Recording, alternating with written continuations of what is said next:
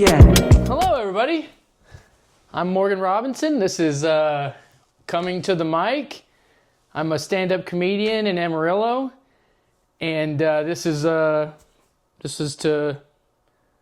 everybody to tell for me to tell my story, for people to tell their story about their coming to the mic moments. Right now, my guest, we have Dubb Alexander. He's a stand-up comedian as well. Runs Bomb City Comedy. He has a lot of other projects that he does. Sure. He's a very busy man. Thank you for coming. Yeah, man. Thanks for having me, bro. No problem. Congrats on the inaugural episode, man. Yeah. I've got my wall up. I just put the finishing touches on as he was coming in. I've also got him his favorite beverage. This is a nice Blanton's whiskey. Can't get that just anywhere. Yeah, nope. But if it works for John Wick, man. John Wick. I didn't even know that was in John Wick. For real? No. Dude. I haven't seen John Wick. That's a big problem, I know. That is a big problem. Yeah. You just lost cool points. Yeah. Man. I don't have a lot of them either. Cool points? I can't. Bro, you got to watch John Wick. I actually can't stand to lose any more cool points, actually. Whatever. I may have none. No, you're a cool dude, but you do need to watch John Wick. I could stand upping my cool points with John Wick. Yeah? I was going to pour yours because a guest is supposed to pour his, but you got it. He took initiative. He was kind of weird how much he wanted to pour that. This is the third one. You didn't even see. This was full. Yep. He wasn't. I didn't know he was going to tell that. Apparently, it's making him really honest right now. I'm going to start slurring here soon. Yeah, it's there. Blanton's and Monsters, though. Blanton Monster. My drink is a Monster. I'm gonna crack this baby. It's not even opened yet. Oh snap! I love It's nothing better than that right there. Sounded crisp. Yeah, that might be the best part. You know. Yeah. Are you sponsored by Monster yet? Yeah. Shout out Monster. Official, unofficial sponsor of the show. They don't even know that they're an unofficial sponsor yet, but one day, maybe they'll start actually paying me. Why not? I don't know. Like a lot of people listening, probably 2-3 people listening right now. It'd be a good idea to capitalize on my market. You know what I'm saying? It's true. But yeah, man, I do dig the wall. But you got to fill us in, man. We got a clown and a crab. A luchador? Is that Larry? Larry wishes that was him more than you know. And then I feel like this might have been the stock photo that came in the frame. It does look like it. It's not. I don't know. Would that have been copyright to use that? No, you can do that. You can do that, can't you? For sure. That one there. We'll start with this one. Since the show is about our coming to the mic experience. Whether that be ours is comedy. That's what the business we're in. And so my coming to the mic experience is very driven by open mics. And so without the open mics in Amarillo, we wouldn't be able to be comedians for the most part. It would be very hard. It's true. That's the scene. If you need the weekly scene for it to exist. But my story, coming to the mic, the first open mic that I ever did in Amarillo was the 806 Coffee Lounge. Great place. Dubb's been there a lot. For sure. Great coffee. Yeah, that's true. They sell some brewskis as well. Yeah. And some vegan food as well. I have not partaken in the vegan They do. food. They'll give you. I usually hit some barbecue before. I usually eat before I go to the vegan coffee shop. It's true. Same. They got a bagel pizza that's pretty good. It's got vegan cheese, yeah. No meat. It's okay. Sounds terrible. Yeah. Well, maybe it is. But you have experienced it. Yes. So what do I know? Yeah, it's good. Yeah. Sometimes. Depends. But the 806, that is the very first open mic I ever did. We'll start from the beginning. What brought me to comedy was I remember I was friends with Saul Rodriguez. Boo. I'm just playing. I love Saul. Shout out Saul. Very funny guy. Very funny comedian in Amarillo. Mm-hmm. He's doing big things. He, I remember I was friends with him in college, and then I hadn't seen him in a while. And I saw him in about like 2018, I think. I could have the year wrong there. But I saw him at Mulligan's and said, I said, "What have you been doing, dude?" And he said he'd been doing stand-up comedy. And I was like, that sounds like the coolest. Didn't even know you could do that in Amarillo. And he's always was the funniest guy, like funniest in the group. Just, you knew that he could be a stand-up comedian. But he told me, I was like, so where do you do this? And at the time, he was just doing actual shows and some open mics at the 806. That was the only place to do it. And so I started bumming around the scene and following him to show, just watching shows at the places like the Golden Light Cantina. They just have a Drunken Oyster, Butler's, Leftwoods when it was open. But I just wanted to be, I just like to be around the scene, In the mix. Yeah. I mean, and thinking in my head, there's no way I could do this. Like, I want to so bad, but there's no way I could do this. And so I was doing that for a while. I loved to just be the supporter of the scene, comedy scene. Did not care about being in it. Just wanted to be a supporter of it. And then how many years ago was this? I mean, that was like around COVID times, like right before COVID. Good times. That was shout out COVID. Shout out global you pandemic. Messed up everything. You did. COVID sucks. Yes. And so I would where was I? Oh yes, that I would go at the gym. I would see Matt Villegas, also a very good comedian from Amarillo. He's in Austin. He's been on Kill Tony several times. But I would just bother him as much as I could, just like, in the gym, just like, hey, what's up? And just want to chat about comedy. I thought it was just so cool. And he was like, I asked him about open mics one time, and he said you could go to the 806. And so I had heard of the 806 before, but I had no idea you could do comedy at the 806. Right. And so then I knew that was when my path became clear. Like, until then, you have no idea how you would do it. Right. You can't just jump on a show with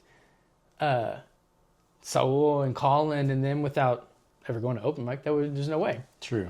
That would never work.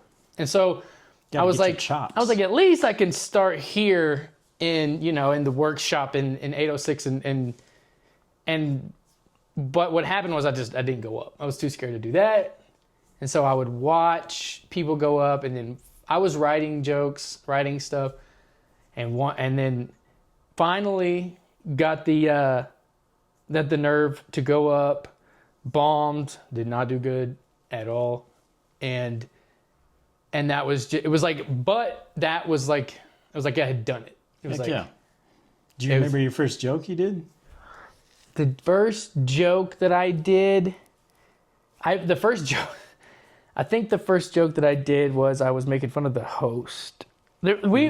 No, it was Thomas back then. Oh, that was before me. Thomas, I can't remember his last name, but Thomas, and he, people will understand this. I was always really nervous to go on stage, and clearly I've explained that. But I thought that would be a good source of material, like something about being nervous, and so I thought, well, I'm gonna say that my joke went like this, and if you know who Thomas is, this will make a lot of sense. If you don't, it won't.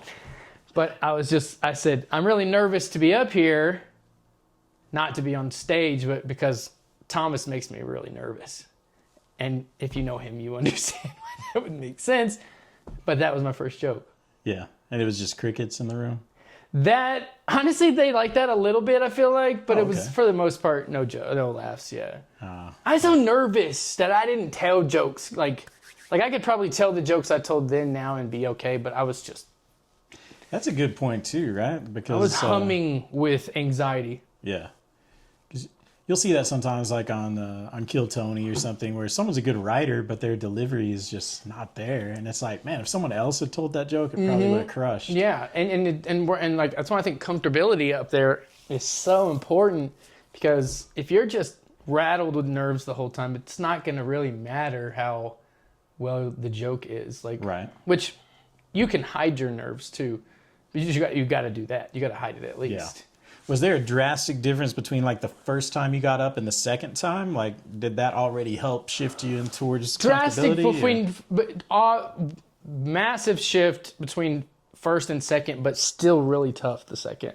Like Gotcha. the first, like the thought of going up before I had gone up was just like You look like you're getting uncomfortable right now. unbelievable, unbelievable. Don't go back there. Yeah. But I was just like, I know it's a crucible I have to walk through. I knew I had to because I really, really, really wanted to, and so that's what I did. And the 806 was a big part of the beginning, and so I did that. Long story short, I did open mics here and there. I was still scared to do them. I never really did well. I went up 5 or 6 times between. For like a 10-month probably span, and so and never really got a whole lot of laughs. Got I remember one time. One time. This is like the moment that comics will know where you hang on to this. If you're not doing really well for a lot of times in a row, and you get that one real good one, you're like, okay, I'm good. I can eat shit for a while and get through this. 100%. Like one crush can save you from 20 bombs. Yes, because you gotta have. Because I think you gotta be realistic and humble, but then you gotta have that confidence, and something's gotta reinforce that confidence. Yeah. And so my joke, I told the joke, and like I said, comedians, you'll understand this. I told the joke. It was a punchline. And I got laughs, and I paused, and it's like one of those random weird moments where you're not ready, but you feel like you're in the pocket. I told the joke, got the laugh, paused, did the tag, paused, and got laughs again. Boom. And then that was monumental. Tap. Yeah. Nice. I was like, I'm a professional comedian. Nailed it. I'm Shane Gillis.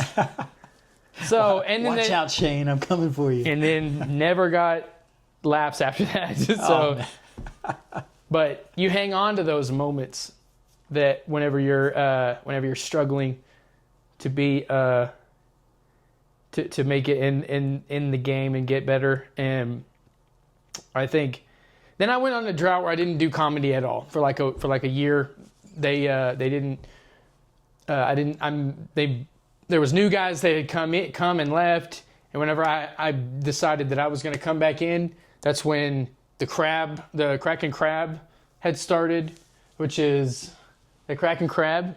That's the open mic there. Shout out Crack and Crab. I went there and just watched. I was back in the game. I was easing in. Heard Javi go up, and then at the end, Javi said, he said, we're doing an open mic at Circus Room. Right there. Sir Winston Pickles.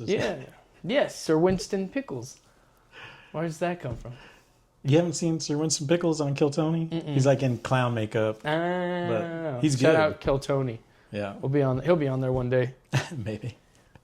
And so Javi was I was following Javi around and ended up going to the Circus Room open mic, which was a wild place. I got to know people more intimately there, and there's not a lot of rules there. No, it's a 3-ring circus for sure. Yep, it is a 3-ring circus. That's perfect for what that is. And then so I went from no mics to going back to the 806, going to the Crab, and then going to the Circus Room. And so this is monumental for me because I come from a world of like, every other week you're going to get to go up for 5 minutes. And if you miss one, that means it's going to be a month. A month, bro. That's rough. You can't make it like that. No. And so this was the new beginning. I had done the drought, and then I told myself, I said, I'm going to give this all I have. I'm not going to miss a mic, and I have missed a mic, but for the most part, have not missed mic since then. And that's a lot of rambling. What is your? What's the luchador though? The luchador, that is a new one. That is for the Bliss 66 Thursday weekly open mic.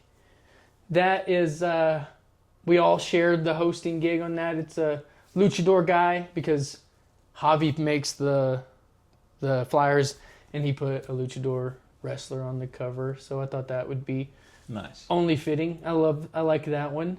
So in recap, we've got you asked about the open mics. I rambled a bit about my story and then open mics, but 806, the beginning where it all started. That's the coffee. We go to the Crab. That was the second one. They did that one every other Wednesday than the 806. So that means you got one every week now. Then Javi starts the Circus Room, and he does that every Tuesday. So you got 2 a week then. You're going to have to put like a graphic with a calendar schedule. I know. No one's remembering this. Nobody's remembering this, but this is monumental in the beginning of comedy here because people can actually go work out, and we can actually tell people, yeah, we have an open mic. You have a joke, come work it out. You have a joke, do this. Like, come, watch, hang out, be a part of it. And there is a scene to go to. You know, it's like gotta have it, man. And so yeah, that's the open mics. You've been to all of them. You understand. Some have come and went. We've got a new one that I don't have up here yet. That's Mulligan's. Oh yeah. How's that one been going? Right, because that makes 5. So yeah, Mulligan's on Monday. Hey, that's helpful to remember. Yeah. Yeah. How's that one Mulligan been going? Monday. Right. Alliteration. It's always helpful. Yeah. You haven't been to one yet? I have not. No. Is it every Monday? It's every Monday.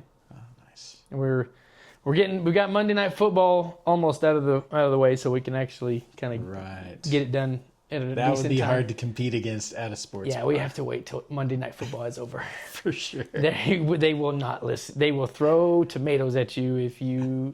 And hope that the majority of the crowd's team wins, so they're in a good mood and want to laugh. Yeah.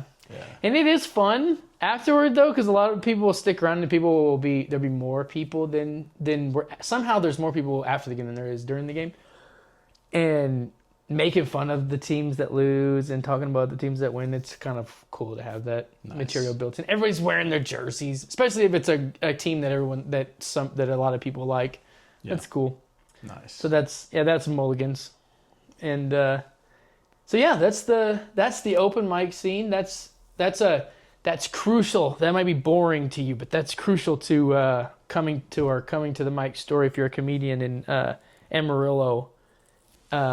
I'd like to talk to you about your coming to the mic moment. What was you've come to the mic a lot of times, but when I say mic, I mean he's got a lot of he wears a lot of hats. He wears a hat, but he wears a lot of hats. Music, comedy, promoter, all kinds of things. But it's true. Stand-up comedian. So that was only in January of last year, so just like barely over a year ago, man.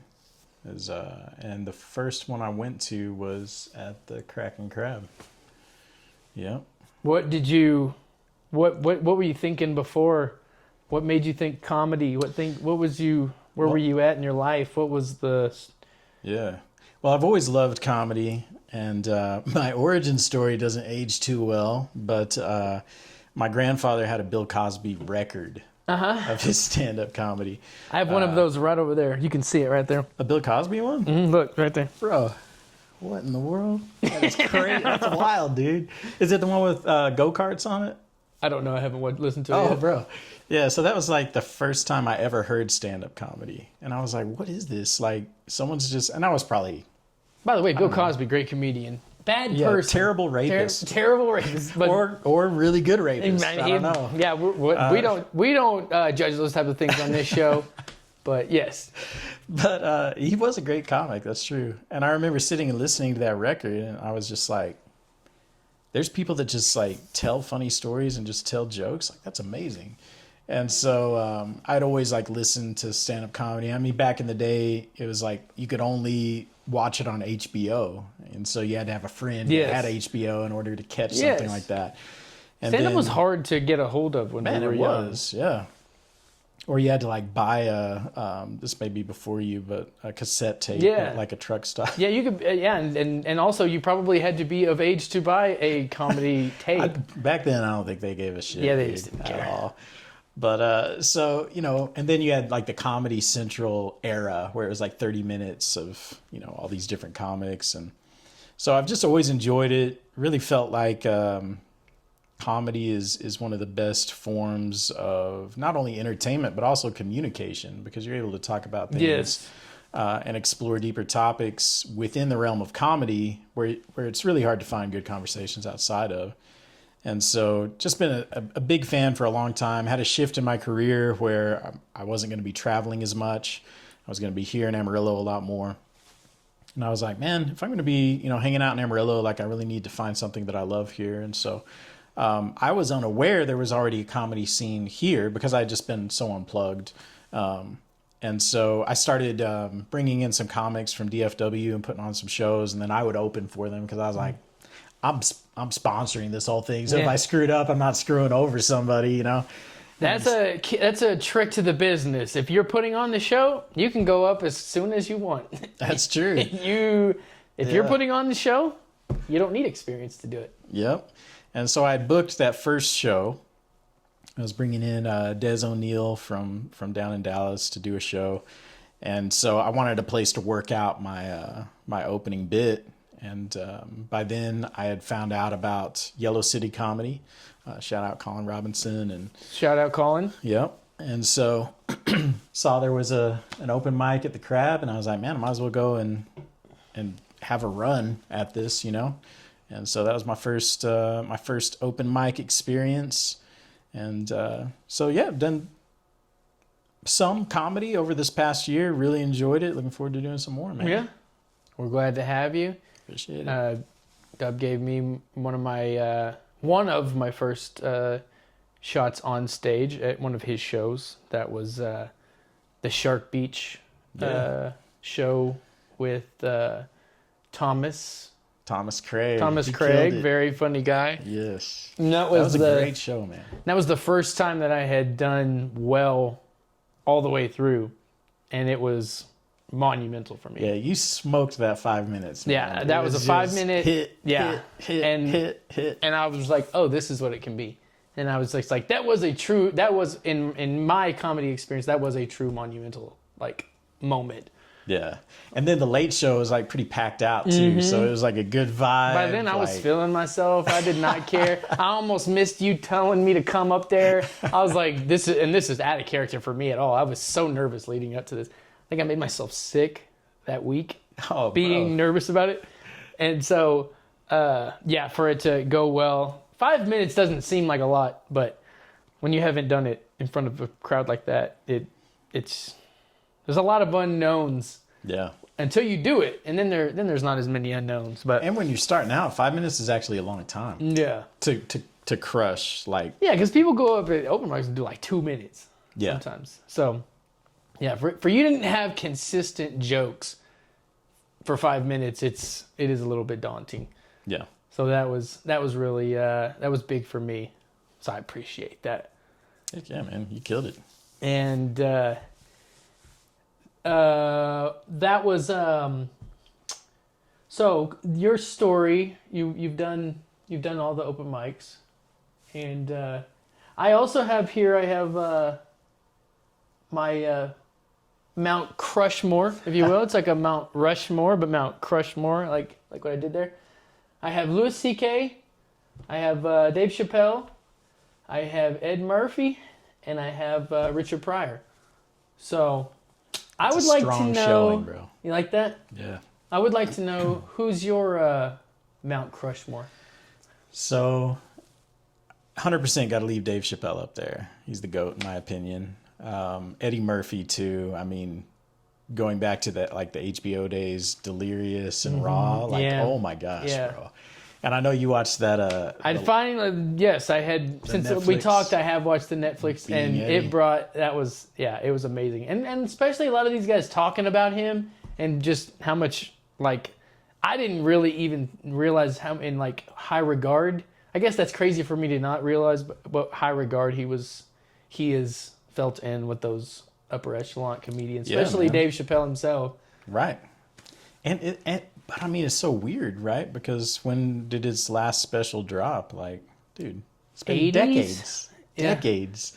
And yet he killed so hard in Yeah. those two specials that all the greats are like, he's a great. That's wild. Yeah. And what could he have done like since then? I sure hope I think he might come back. Bro. Well, and I didn't know this the last time we talked about this, that they were teasing it in the end of that. That's So- what I'm thinking, man. And I had a whole different thought process where I was like, there's no way he would come back. Why would he ever do that? It's too much work. I still feel that. I still feel like that is, but he seemed more willing than I thought he would. I think so. And when you talk about the work aspect, it's like if you're that guy and If you're you that have the good, talent, and like, dude, he's already won at life, so there's no pressure. no. I don't even know if it would be that much work. It might just be awesome. Okay, this is a good question. You haven't finished your Mount Rushmore yet, but this is something I'm curious Put a about. pause on it. Yeah, put a pin in that. How does how does Ed Murph work out material and get ready? And how does he get ready for an hour, a special?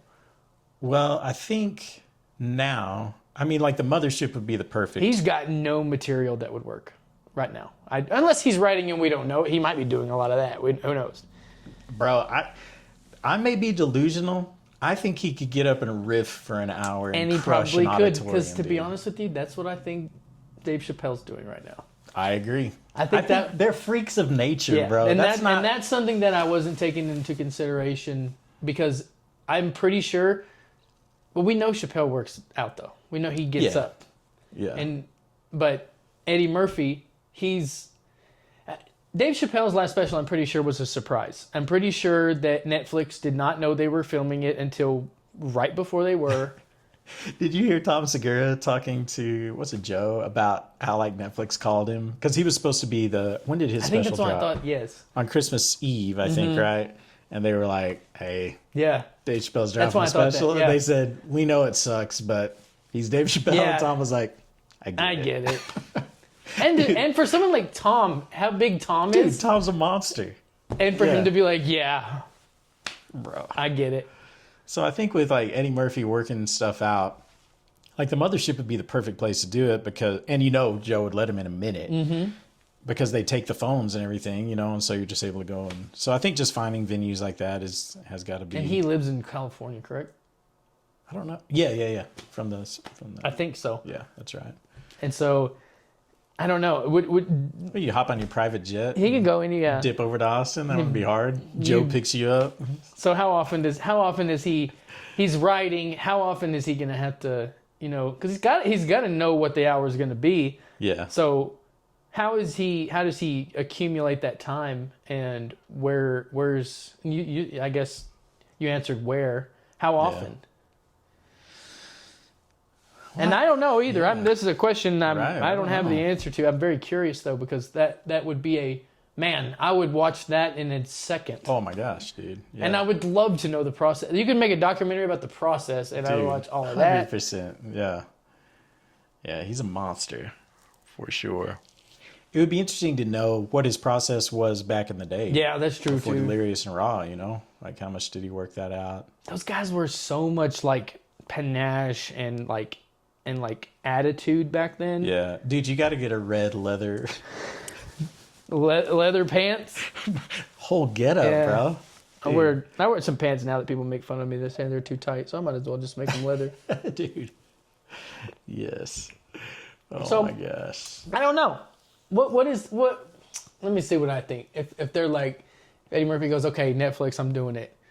In 6 months, we're filming it. We're filming it at. Where do they film it at? A stadium. in a stadium somewhere in the round somewhere. You never see him in the round. He would do an arena. You never seen him in the round before. That would be sick. Yeah.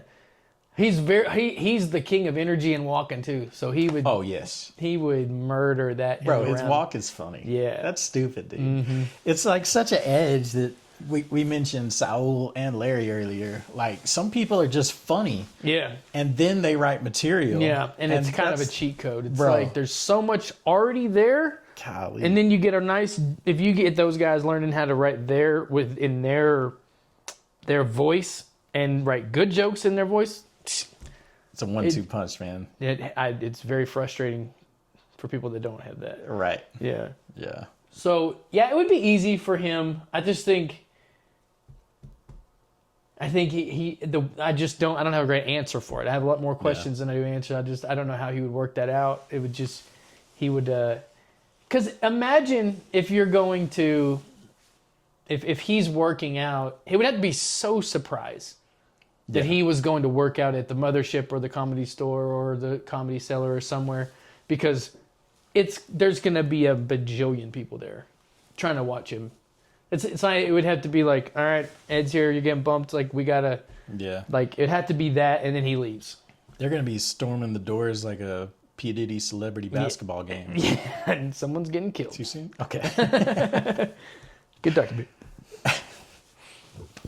I watched that since the last time we talked. Yeah. Yeah. That was wild. Bro. Yeah. 50 Cent cracks me up, dude. So 0 Fs. So that's the. We get you okay. Okay, so those two got to stay. We're taking the pin and we're going back. And then it's hard because it's like, how is Richard Pryor not on there, right? So it's, for me, I guess you would have to define first, like, Mount Rushmore isn't necessarily the greatest comics of all time, but it's rather like who's kind of your favorites, kind of. Yeah, and mine personally, not to interrupt you, is greatness mixed with like. And I'll be honest with you. A lot of what Eddie Murphy did is just like I loved the stand-up comedy I did, but what a monster made movie! Just so many funny movies. Was a monster for so long. Same Absolutely. With Chappelle. The Chappelle Show. Oh my gosh! It's not stand-up, but that is like best sketch show ever. Yeah, so funny. Yeah. So continue. All right. So if I've got Chappelle and Eddie up there. I think the next person, as far as like who, in my opinion, is just crushing it right now, that I'm like highly enjoying at a high level and that I feel like is going to be around for a long time, I put Shane Gillis in there. Of course, got to put Shane. Shane. And like he's such a smart comic too, and I love all of the history and political stuff that he'll throw in. That I think that's really admirable. Yes. And he is the perfect example of what I love about and think about comedians now is that they're the only ones that can be objective in this world and call out the absurdities and how kind of stupid we are these days as far as with the climate today, because no one else that has a camera on them, at least to that extent, can truly make fun of both people. And Shane does a really great job of that. Yeah. And I think he kind of proved your point that comics are like the only uncancelable truth tellers of culture. Because SNL, like what a freaking joke, they tried.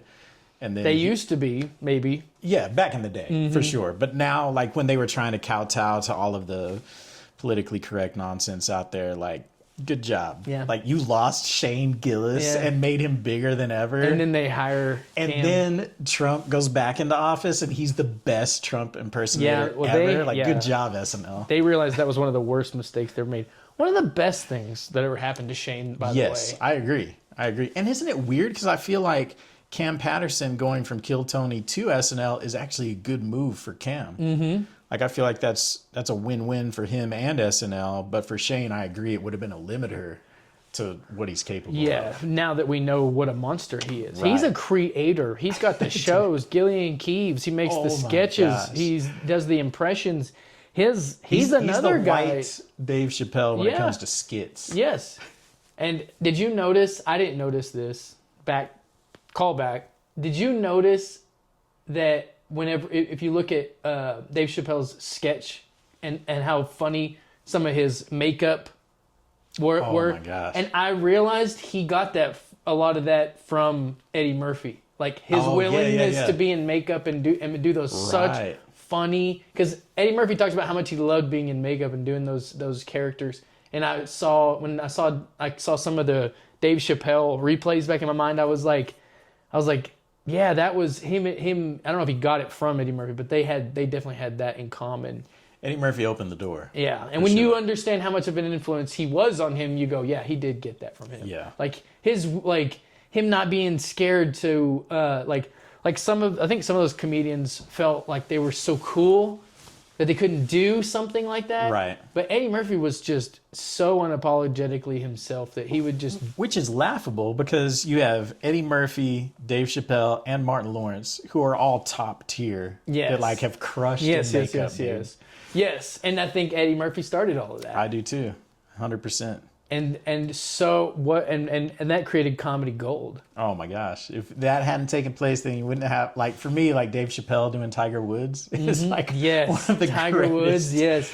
One of the greatest moments, because being an impressionist and some of those guys, I just feel like it's just not that cool to do what they were doing. But whenever Eddie Murphy was like, dude, this is funny, so I'm doing it. Yeah. And they were like, okay, we can do this. And it just created so much more, I feel like. Yeah. But where was I going? Where were we going? I broke off to talk about that. But I got one more spot to fill. You got one more spot to fill. And I think that would have to go to, and mainly, so I do think he's a top tier comedian with his content, period. But then also his ability to crush hour after hour after hour completely clean and fill stadiums with whole families where everybody has a great time. Got to throw Nate Bargatze up there. I was going to say Bill Cosby real fast. Hey, Bill Cosby. No, I'm just kidding. Yeah. Nate Bargatze, dude. Nate, man. He's a monster. He's probably the one I struggled with the most not putting up here because he has such a body of work. Only reason I wouldn't put Shane up there is because he doesn't have the catalog of comedy albums. That's fair. But I still think he deserves to be up there. I think those are coming. They are coming. I think he's gonna knock somebody off of this probably. Yeah. And Nate Bargatze has done everything he can to knock somebody off of there. Yeah. It's just when people get a lot of when you did it first, you get a lot of points in my book. Yeah. And so I'm the Sunset Strip. Have you seen Live on the Sunset Strip? Oh yeah. Richard Pryor. That's the only one I'm like super familiar with, to be honest with you. I loved his movies too, but that one is just it's so gold. And he I don't know if people know this, that if you watch that comedy special, but people did not know he was going to do that. Right. He was he was closing for, who was it? It was some like Aretha Franklin or somebody. Yeah. Some big musician that everybody was there to see.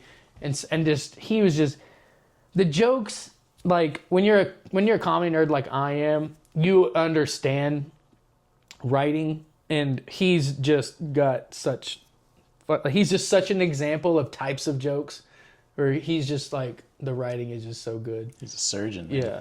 And he had such a story to tell and just such a funny way of telling stories, like situations that weren't funny, like him catching himself on fire and things, and him thinking he was dead he's just a great comedian. Anyway, I keep interrupting you, but we just go back to talking about your Mount Crushmore. We do, we get it, but it's your show. It's my show.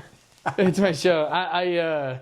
I'm gonna try to be let him talk a little more. I drink too much Monster. Sorry. Blame the Monster. Monster, pay us. Shout out Monster. So you've got Chappelle, Ed Murph. Yep. Shane Gillis. Nate Bargatze. Bargatze. I like how you kept it equal white, equal black. Yeah. Because there might be some DEI going on with mine where it's, you might be a token Louis white CK guy, is Louis the token CK. white guy, bro. Yeah. Because I don't know what it is. Black people are always the funniest people to me. Dude, and that's just real in culture, man. I grew up in South Oak Cliff and the Mexican side of town until I was 7, and then we moved to the black side of town.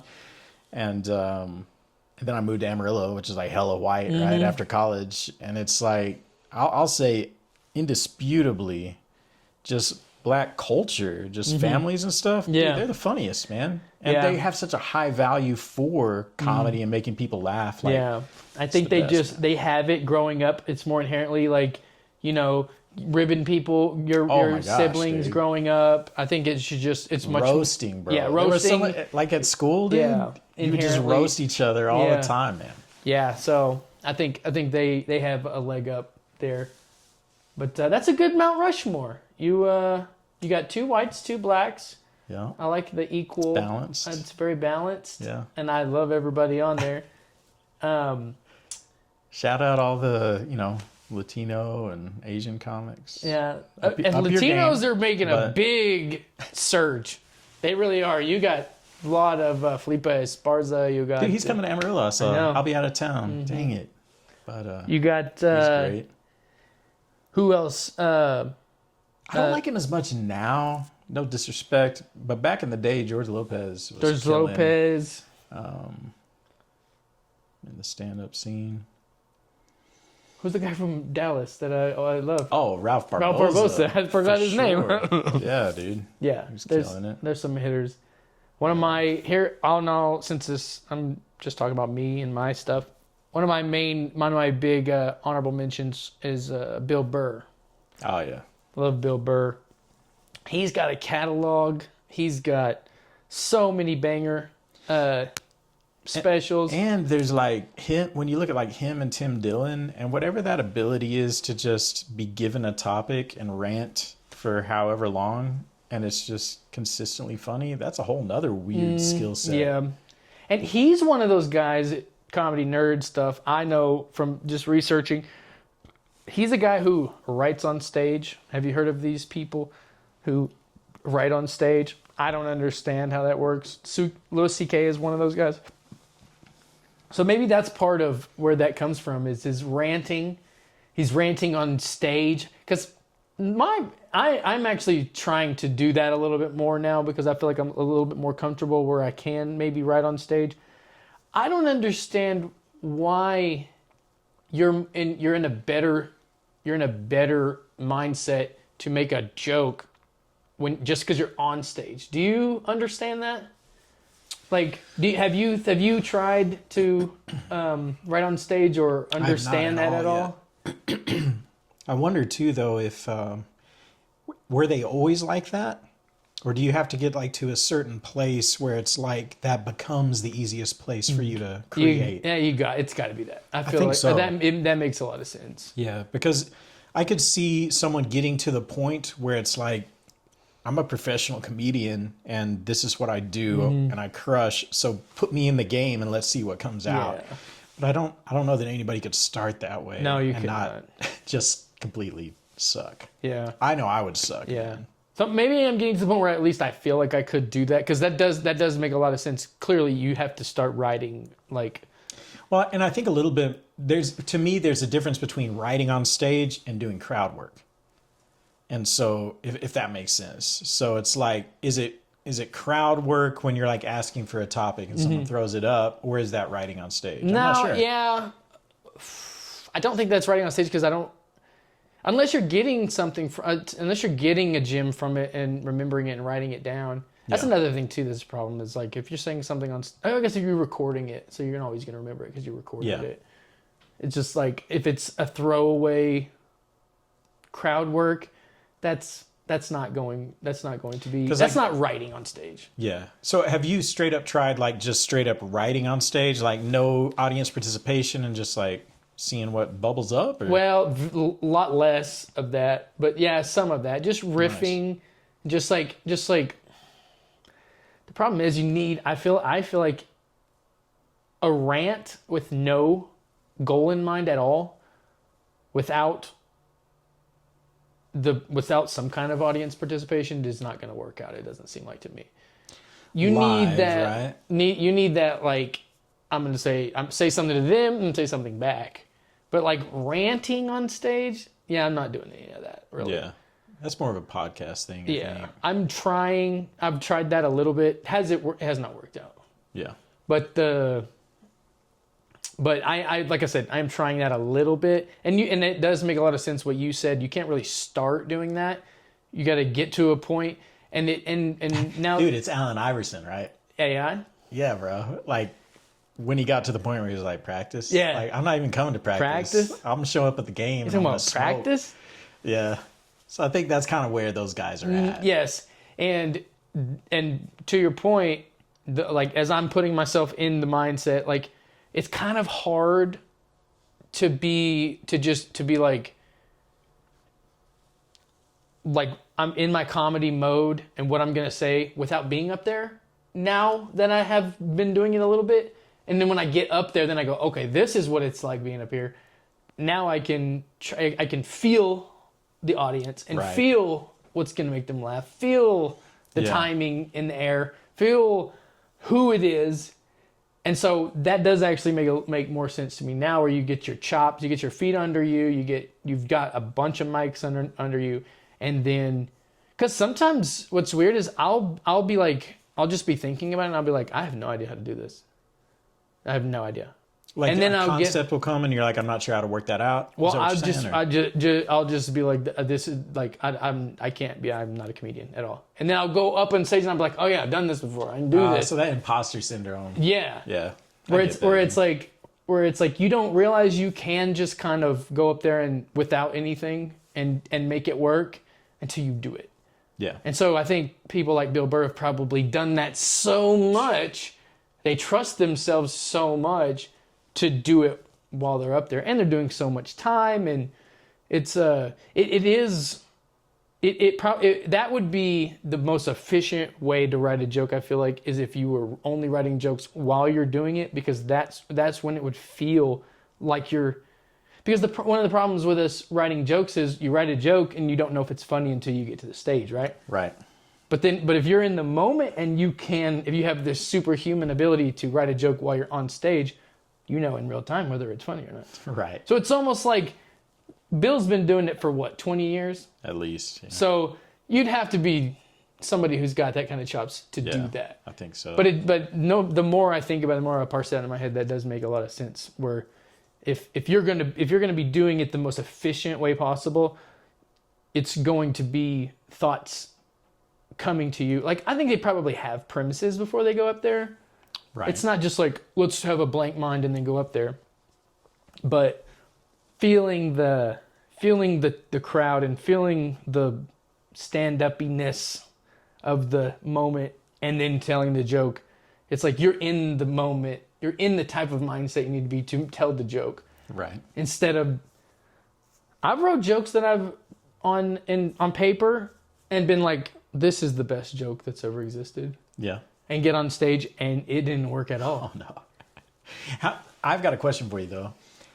Because sometimes, dude, it's just a weird night, or it's a weird room dynamic, or it's a strange audience mixture or whatever, right? So, like, how many times do you try a joke before you like, put the nail in the coffin and you're like, that just wasn't a good joke, versus it needed to be worked out, or it was the wrong audience, or... What's the right way or the way I do it? The way you do it, yeah. Well, I would do it the wrong way, and I'll shelve jokes way too early. But what you should do is tell it several times. I mean, you should have it worked out enough to where you know whether it's a good joke or not. But when especially early on when I was writing a lot and going up a lot, but then also very new and impressionable and anxious, and I would tell a joke, and then if it affected somebody in a certain way in that moment, it was like a blaring siren in my head that don't tell that joke. Right. And I would put it up. And sometimes it's just not ready. It's not done. Yeah. And that's another thing I'm trying to do now with my writing is to sit with is write jokes. Write more with a joke. Don't just be like, set up, punch, like 1 minute chunk and then stop. But get more out of a topic. Yeah. How many minutes do you think you have now? If I put it all together, I mean, I would say I could probably do 30 minutes. Nice. I've got more jokes than that, but I could put together 30 minutes probably. You feel pretty clean about? Yeah. Nice. It would take a lot of work because a lot of them need work, and that's why I've come to this conclusion. It's like I got so many jokes that are like that are probably in a lot of people's eyes half cooked, where it's like cook the jokes and make them ready and then move on. Yeah. Because I don't know. There's different thoughts on that, but that's how I feel. Is that because when you have a year and a half perspective, you think one thing and then you get to the end and you think a different thing. But just having a whole bunch of different jokes is not always that great. But Right. if you had half as many jokes, but then they were punched up, 2-3 minutes long, tagged, all that. that's another thing I've noticed with I'm getting the albums. My sister bought me some comedy albums, so I'd like to start collecting the comedy albums. I got a Steve Martin and a Eddie Murphy, and And a Bill Cosby. and a Bill Cosby. He's right there staring at me right now. Is that these guys are writing bits for almost like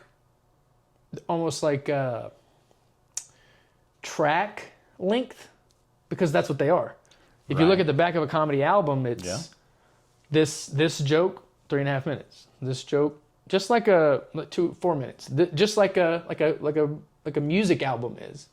Right. And so, and even the big guys now are doing that. We just don't listen to them in comedy album form. Right. They're specials, but we would break them down the same way. There are comedy albums for all these people's specials.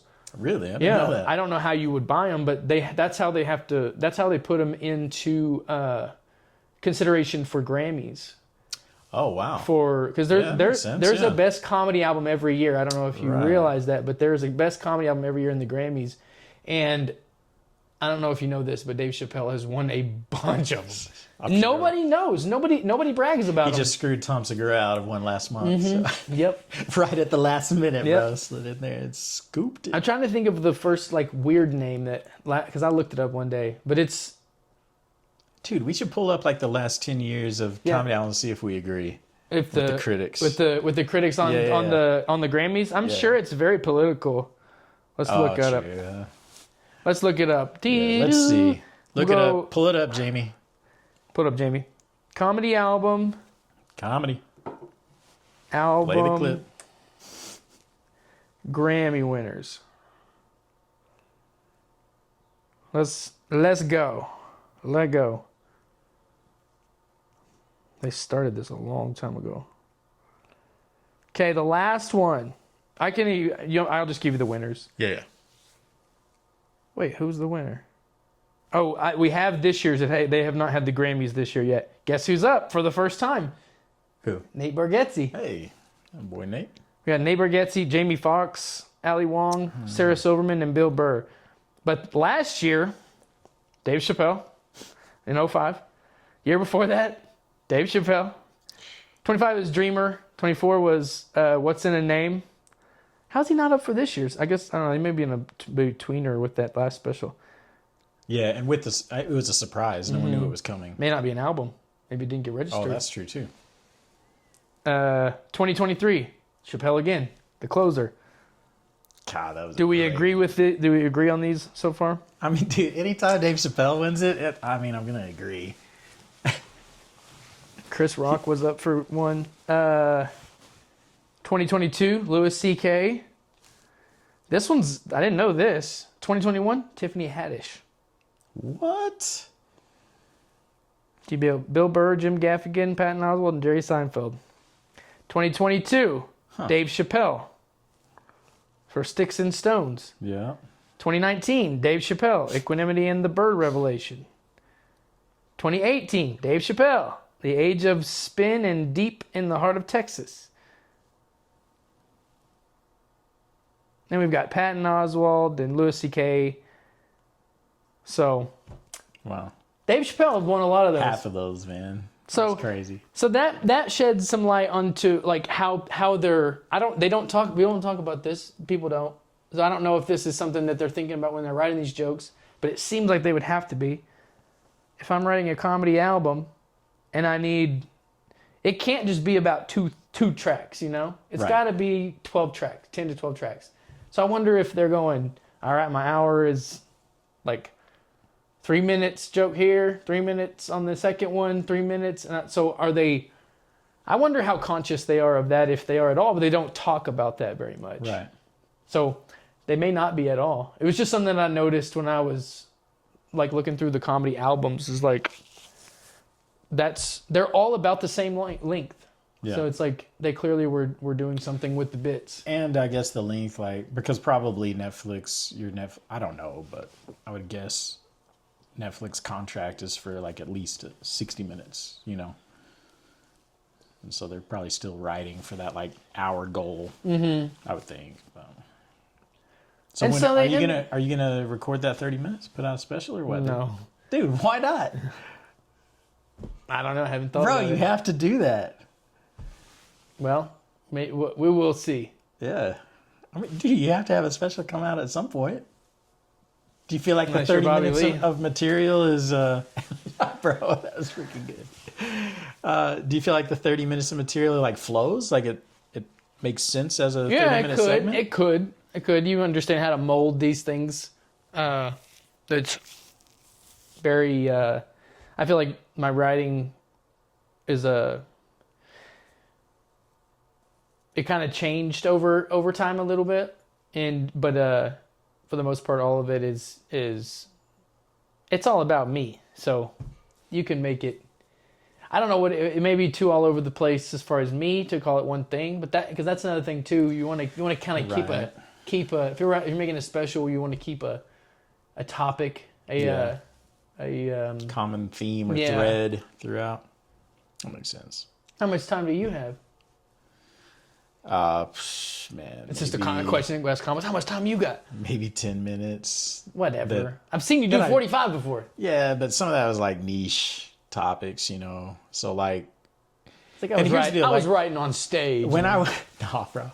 When I was in New Zealand, I went to a comedy club, and I was watching these comics get up, and I was like, dang, like none of my material at that time, none of my material I could have done in New Zealand, because it was all like, you had to have like some American culture, like a framework or awareness for it. So it's like, that was another element I plugged into, like how good a comic is. So like Andrew Schultz, like he's like, dude, freaking Russell Peters. Like there's some comics that are globally funny. Like they can go to any nation, anywhere in the world, and they're gonna kill. And that's another tier as well, you know. And that's happening a lot more now than it ever used to. So I have like some niche stuff that I could ramble on, blah blah blah. But I think like I have like 10 minutes that could kill anywhere, and that's where I'm trying to like build now. I think you have more than that. Well, I appreciate it, but yeah, it's but you got to get a special out, man. Now that's gonna be the next I thing. didn't know we were jumping to special. I got you on the show right now. I didn't know we were talking about jumping to specials. Where in Amarillo would you film the special though? What would be your like perfect venue?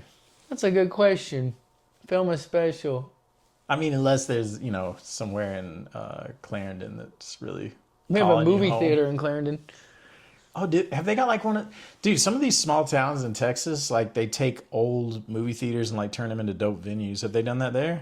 They do venues with it. Yeah, they have had a comedian, I think, at nice. Clarendon. They have, Cool. they have shows there, but it's a weekly movie theater too. And does it look pretty dope? Yeah. Like the setup? That might be kind of cool to like shoot it in your hometown. Walking in is so cool too there, because they got a big grant to get actual neon outside to make it look like it used to back in the day, and it's this giant neon sign outside where you could film like the beginning of it. You're like, hey, is anybody gonna come? Right. You're and logistically, I bet it's pretty cheap. Oh, because it's a small town in Texas. That might be the spot, dude. Maybe. Yeah. I didn't think about that.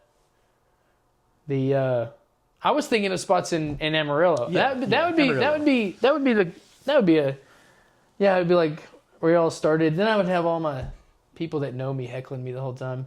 Just be a bunch of people just like, you suck. Yeah. Remember when I beat you up in school? Haters, man. Nobody beat me up in school, but Right. In Amarillo, where would it be? What's the? Honestly, you had mentioned it earlier, and I know that like restaurants is usually the worst place to do it, right?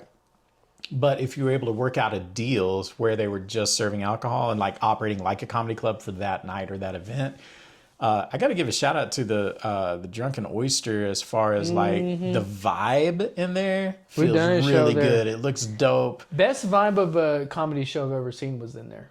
Yeah, here in Amarillo. Maybe not the best now. We've had some great shows, but I just remember how like elegant and nice it looked in there. The lights were low. There was no real stage, but it was just like you knew where like. Well, they have that little stage. Yeah, now. It's like a little tiny. Yeah. I don't even know if it's risen. It's like 8 inches. Yeah.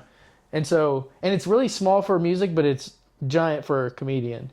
That would be a dope spot. Yeah. That one, the look is just so cool. I wish they would hook that up again. We needed I was just a fan whenever I was watching that, and that was cool.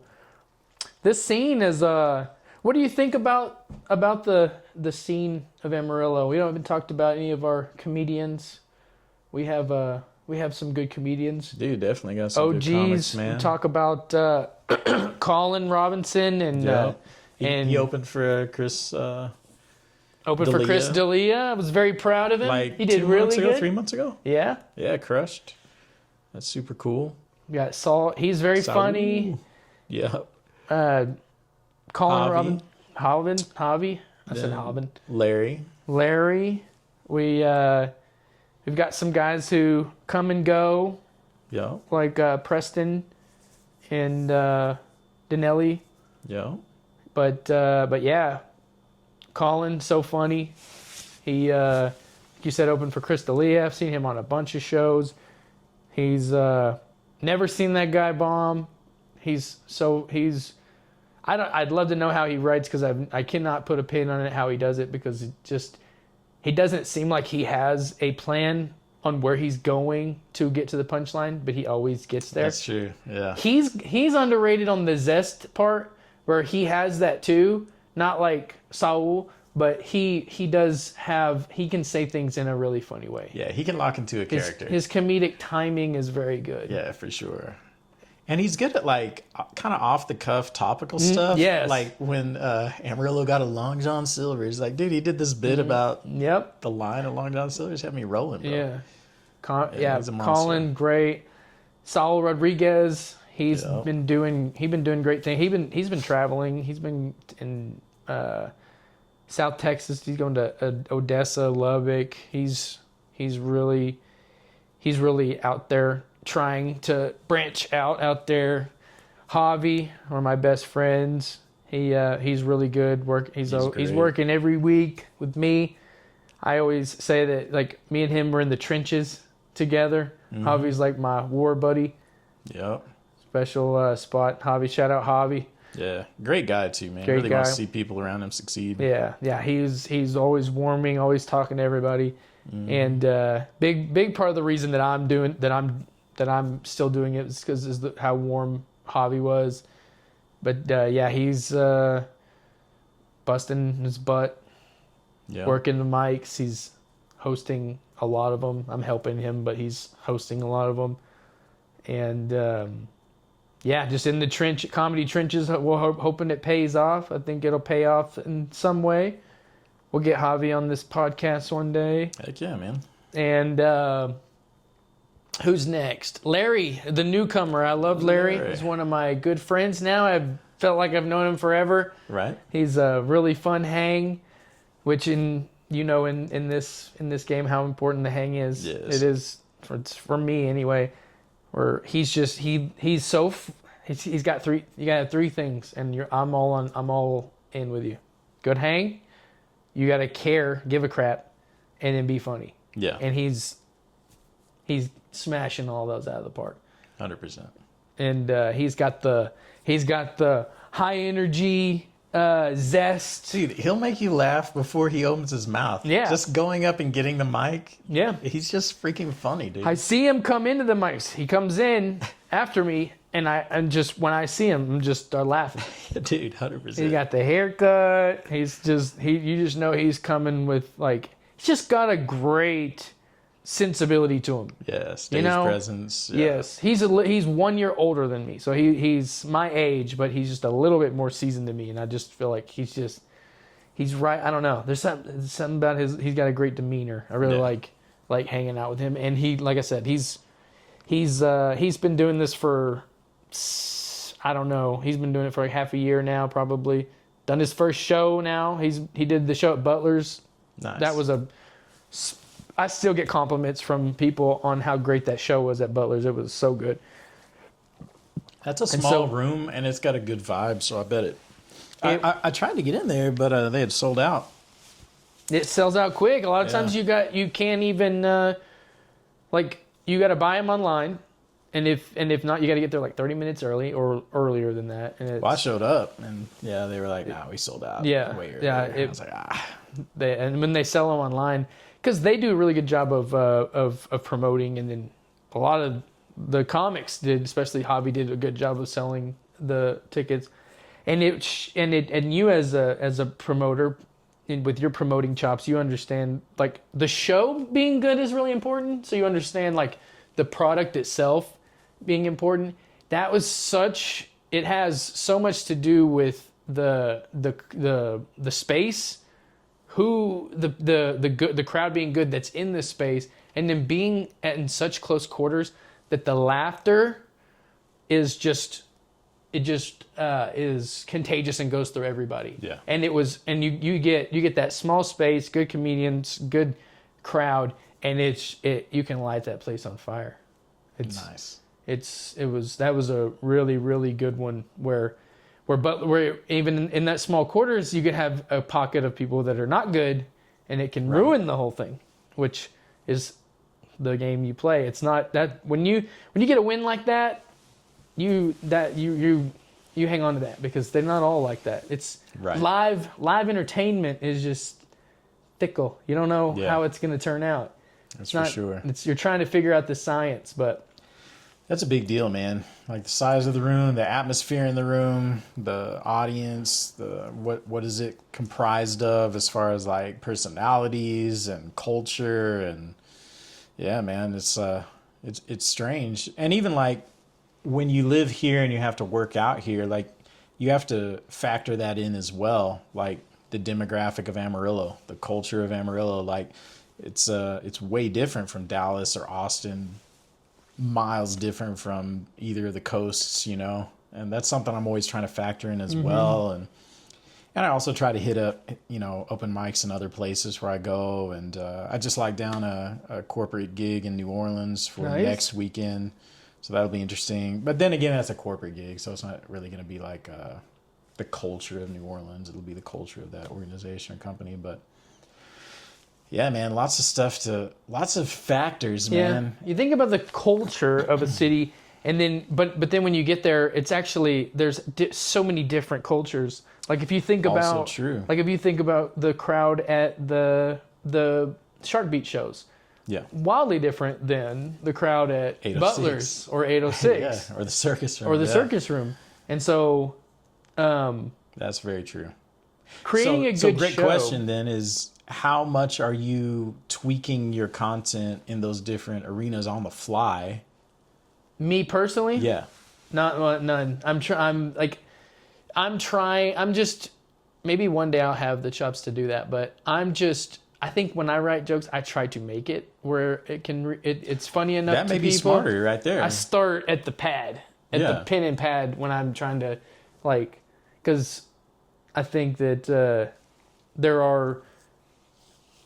I'm trying to in my mind when I'm writing something, I'm like, what is it? Me? Is it my experience? And is it going to offend anybody? And I'm really trying not to offend anybody. Yeah. And so if you do that, be yourself.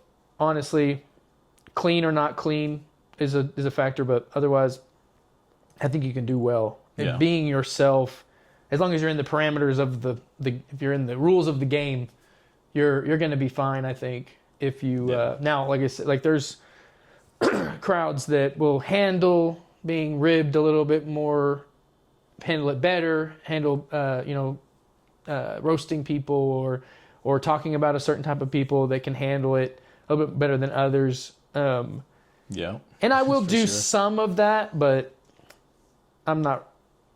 That's where you would tweak your set list, I feel like. Yeah. If you go, I'm going to Butler's, then I'm going to probably not bust out, like, what would I not bust out at Butler's? I'll say that at 806, I'm not busting out my pro-Trump stuff. How about that? If I have any pro-Trump, we're not doing that. Right. So it's just yeah.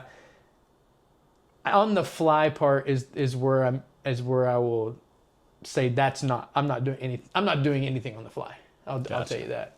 Yeah. I'm trying to connect with the crowd, but that's like a timing thing. Like timing is such a complicated thing to understand. You've got it's a rhythm and it's being in the moment, and that may be why writing on stage is so good, because you're understanding timing in the moment that you're writing the joke. Because timing is so tough. Yeah. Because it's different every time too. Right. And so, yeah, that's I'll say I'm not changing anything on the fly, but I am aware of crowds for sure. Like I've had like at the Shark Beach shows, mostly clean, and Mother's Day. That was one of the shows that we did, Mother's Day. So it was like all Mother's Day centric stuff. Yeah. And so that was all thought out beforehand, well beforehand. Yeah. Week out, I'm pretty well know what I'm gonna do. And anything on the fly, maybe I'll start doing that a little bit more, but just kind of interacting with the audience a little bit more. I think all audiences like that a little bit. Yeah. Just pull them into you a little bit. Right. Make them feel like they're a part of the show. Yeah. I think I forgot somebody. Who we were talking about? All the Yellow City comedians. Jacob Rapstein. Yeah. Great comedian. He's been doing some stuff. He's been abroad doing some stuff too. He comes to the mics some too, but Jacob, great comedian. They can put him on a show, and he's a guy that doesn't really need to work out. Like he can get up there and use his zest and jokes and get. I think he's probably got a good feel for timing in the moment too. Yeah, because I've seen him crush in rooms where no one else did. Yeah. Thing about Jacob, in my opinion, is he is unapologetically going to be who he is, and he's going to say what he thinks is funny. Mm-hmm. Period. Yes. And and that's gonna be a double-edged sword. Exactly. Certain rooms that's gonna crush harder than anybody else can, and other rooms are gonna hate him. But I do give him props for he's figured out who he is in the comedy space and as a comic, and that's who he's gonna be. And man, when he's in the right spot, dude, he's a murderer. When we're talking about voices and finding your voice and being the best comedian you can be, that's the number one thing you need to do. Is don't sit there and try to think what will they laugh at. Don't go, okay, well they'll think this is funny. You have to, and honestly, sacrifice laughs now for voice. You're finding your voice later. Like, just be you. And I think that's what Jacob has done. Is if you can do that long enough, that's what Nate Bargatze did. Yeah. Nate Bargatze was not doing what he's doing now. I hear stories about Nate Bargatze, and there's times where people did not get Nate Bargatze. Yeah. Have you ever watched any of his old stuff, dude? Yeah, I have not super old. I watched only just specials. Oh, dude, you got to pull up some of his old stuff, man. Yeah. It's pretty hilarious because he's still funny, but he hasn't fine-tuned he hasn't honed in on who he is now. And it's a drastic difference. But it's also like, man, props, bro. Yeah. Like, you've been at it 20 years. Yeah, if you just you find who you are, you know that, and just stay on course with that, and it's gonna be short-term pain for your long-term gain that is going to pay off. And it's hard to do because you want to just like be like, what are they laughing at? What did somebody else do that worked?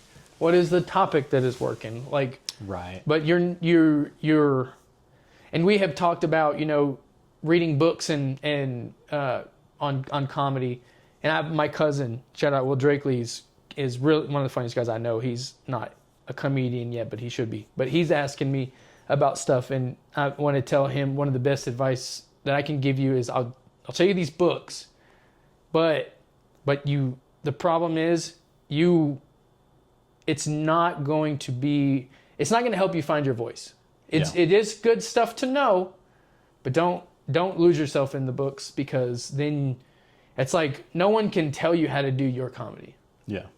But like I said, there's stuff in there that helps for sure. I'm not telling people don't read books, but know this, that your natural way of being funny and your natural way of writing jokes is the right way, no matter what books you read.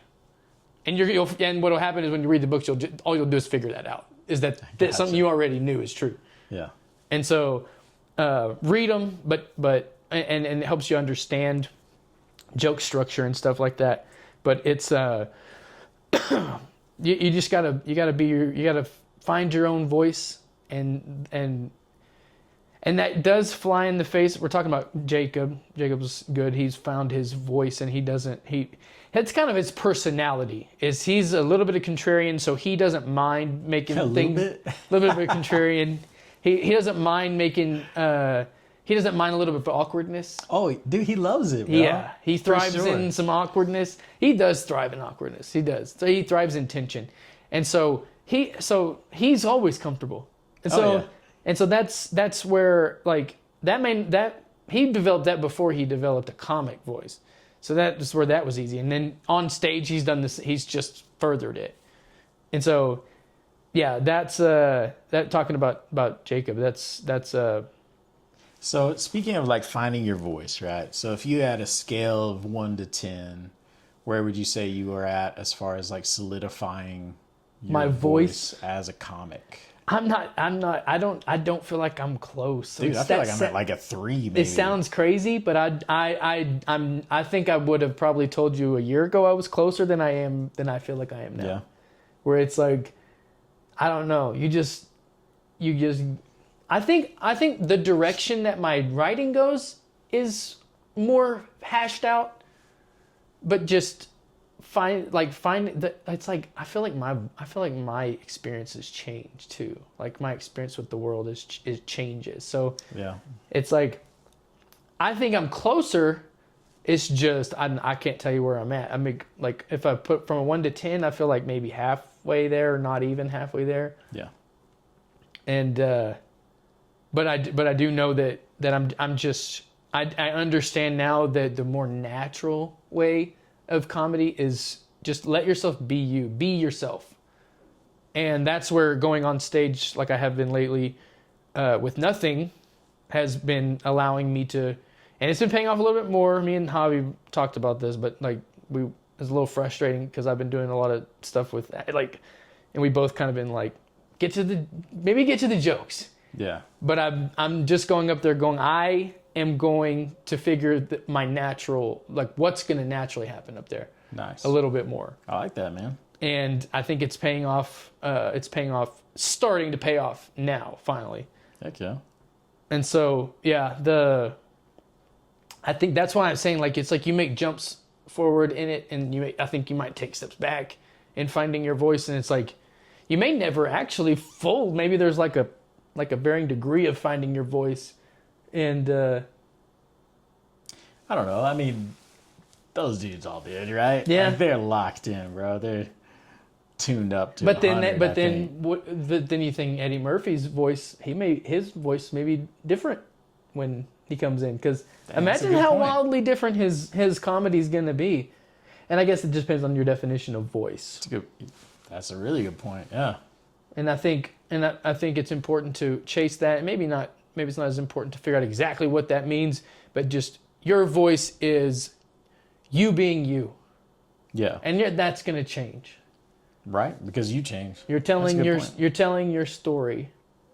And your story is going to change, and I think what some people do is they'll have their voice, and then they'll see, for whatever reason, this might be for money or for just like what they see other people doing, they'll change again, they'll go against their own grain to be like the alt guy, or to be the Trump guy, or to be the anti-Trump guy, or just anything that diverts you from your natural path. I feel like people that there's all kinds of ways for that to happen in comedy. Yeah. And it's fine if people do that. And I think you see that in all forms of entertainment. We would call it a sellout, right? Yeah. When someone sells out for the favor of the crowd rather than their authenticity. Yeah, that's hack.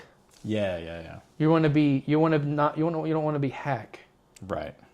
And that's why it's such a dichotomy, or it's such a contradiction, where it's like the best way to be the comedian that's going to make the most people laugh is also you not caring what people want to laugh at. You know what I'm saying? That's it. But if you can, it's hard to understand. But if you can understand that, you got to what? That's a good point, man. And so I wanted to do this. Why don't you tell me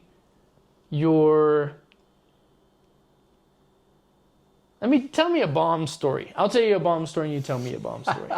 Oh man. So I've been like I said, I just locked down another corporate gig, and I've kind of been doing okay in that space because I used to do a lot of corporate training. So I'm comfortable in the corporate atmosphere, lights on, people like wanting to laugh, but my boss is here, so a lot of the things that like really irritate a lot of comics that are like, man, I want to be in the club with the lights off, the drinks going, and everybody having a good time. And I totally get that. But I spent so much time in the corporate world and corporate settings that doesn't faze me at all.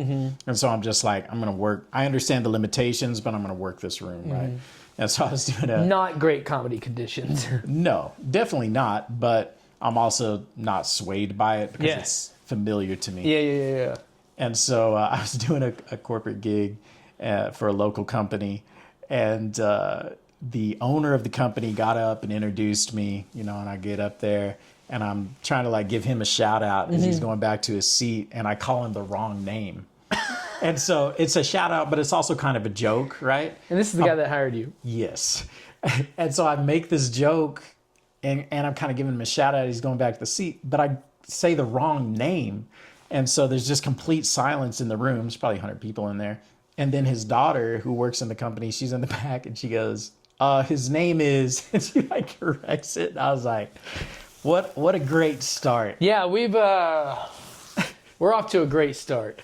Bro, that was a rough, it sucks when you bomb right out of the gate. Yeah, that's called digging yourself a hole. Yes, I definitely did that. And that's not what you want to do, by the way. No. And it probably took me a good 10 minutes to dig out of it, Unless you're Dubb and you're so good at comedy that you do it as a high-level performance deal where you're like, I'm going to dig myself in it just so I can get myself out. That was definitely not the intention. And it did suck.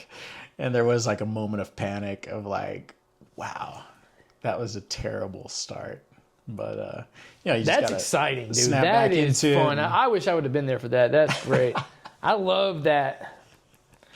Oh man, I wouldn't love to be you on stage when that was happening, but that is, and especially it worked out. It did. It ended up being good, and he still paid me. So yeah. Good. And I asked him, how did you sign that check? So, and he laughed. So it was like that was kind of the redemption, And you can, and that is you probably would put that in on your like learning experiences wall for comedy, which you really probably 100%. value big time.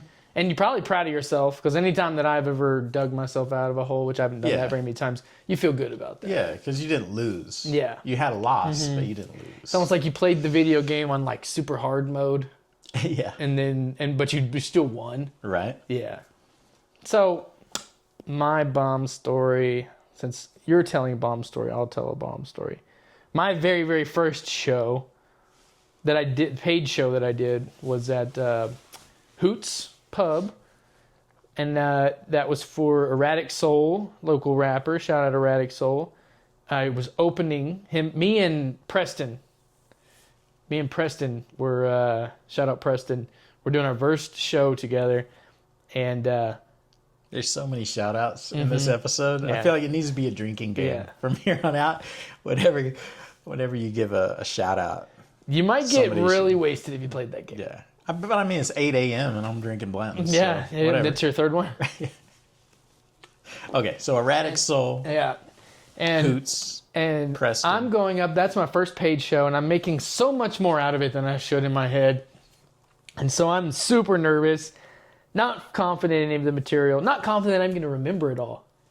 And I even remember there was feedback speakers on there, and I didn't realize that. And monitors. Monitors.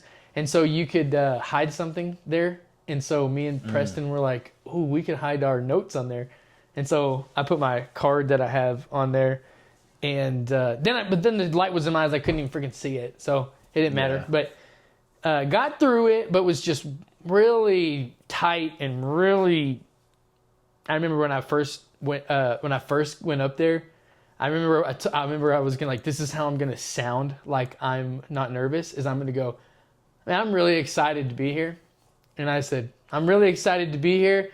And then this girl in the crowd goes, doesn't look like it. And I was just like,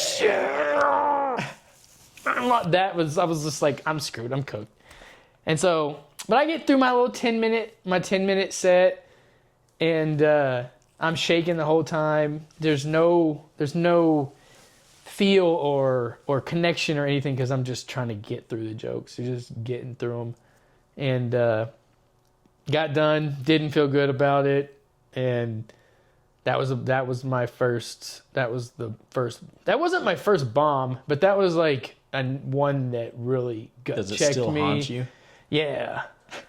Dang it. I remember, and this is behind the scenes. I remember going to the table and talking to Javi and Preston, and I remember they were being supportive, but you could just get the feel like they're like, this didn't go well. And I remember like being nice, but like you could feel that was what they were saying. And I remember getting like I was like a little like crying sensation, like I was gonna like cry a little bit. I was like, I'm such a little bitch. In comedy, bro. Yeah.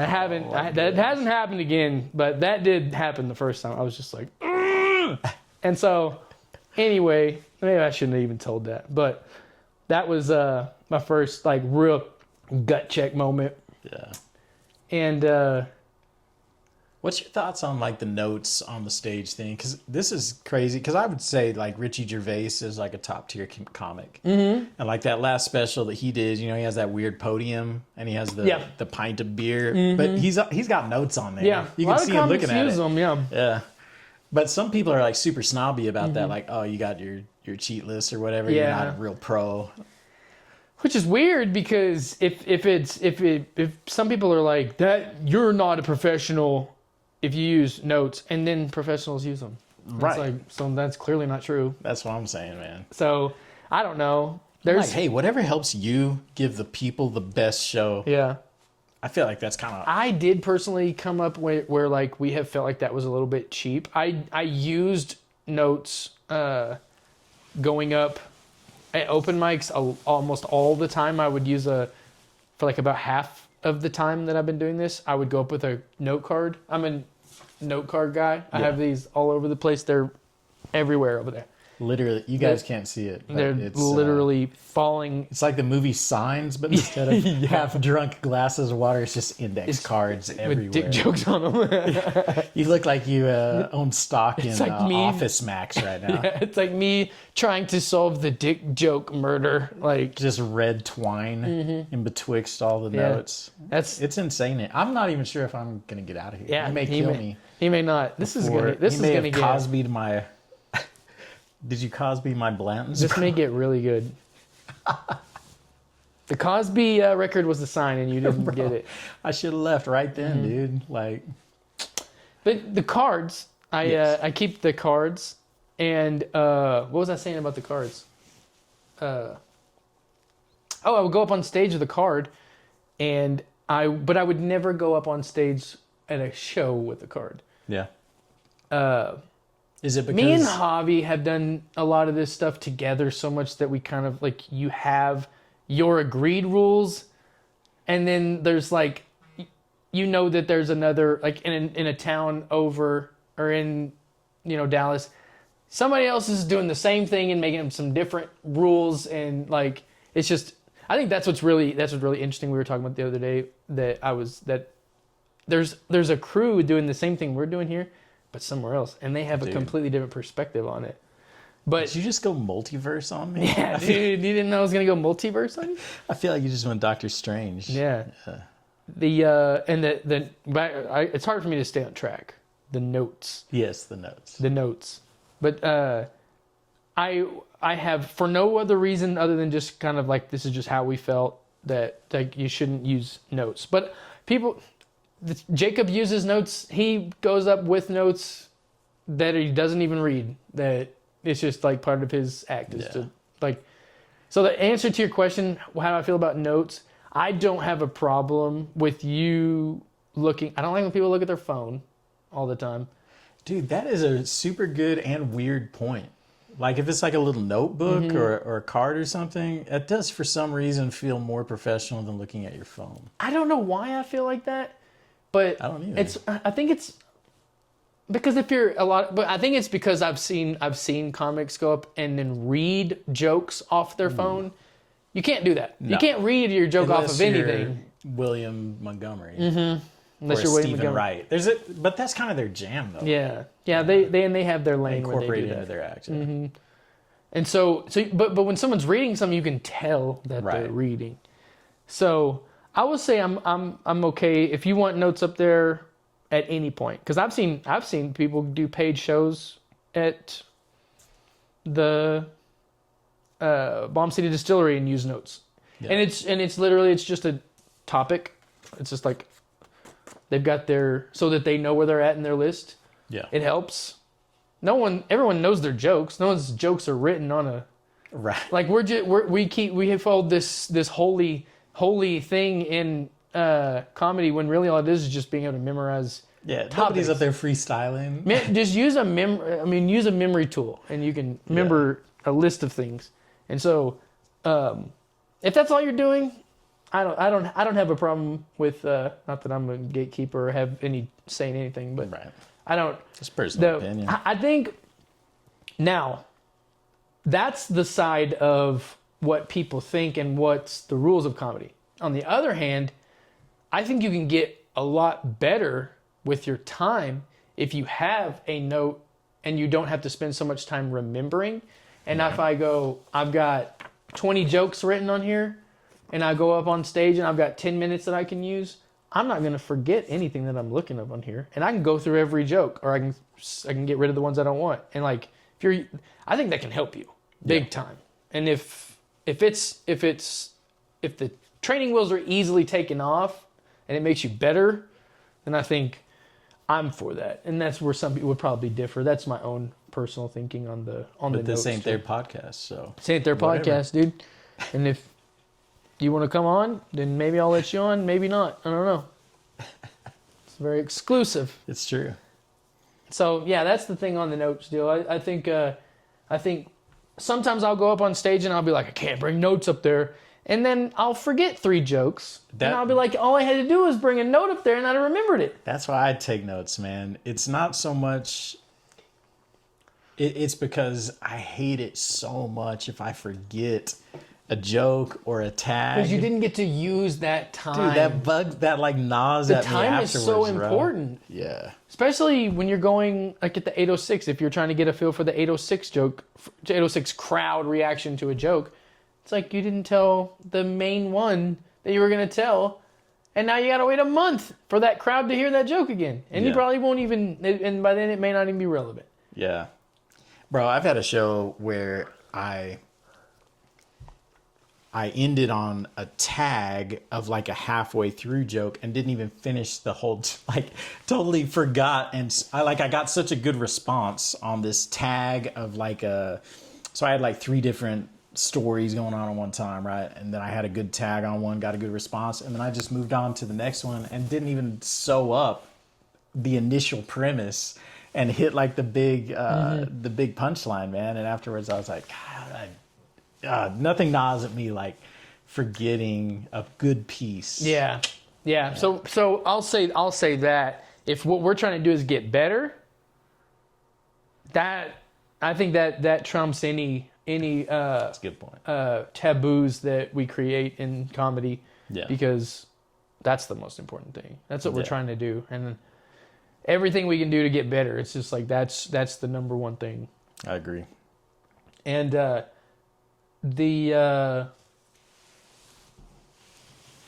once you I've kind of told my crush, I'm gonna tell a crush story. This is like a story where you did really well. I kind of told mine. I like to tell mine is the first time, because that's the best. That was my favorite, was like going from never really crushing to then at the Shark Beach show that you put me on and getting a laugh at every joke. Yeah. It's just like, that was so amazing. And it was my crowd, and it was clean. So, and all my stuff was clean then anyway. And it was just like, they just felt me. They trusted me right off the bat. And that felt really good. So Shark Beach, that felt, both shows, it was a 2-show night. And man, I'll tell you this too, there ain't nothing better than doing a show and crushing, and then that getting ready to do that next show, and you're like, you know what's about to happen, bro. And it's just like, I just gotta do it.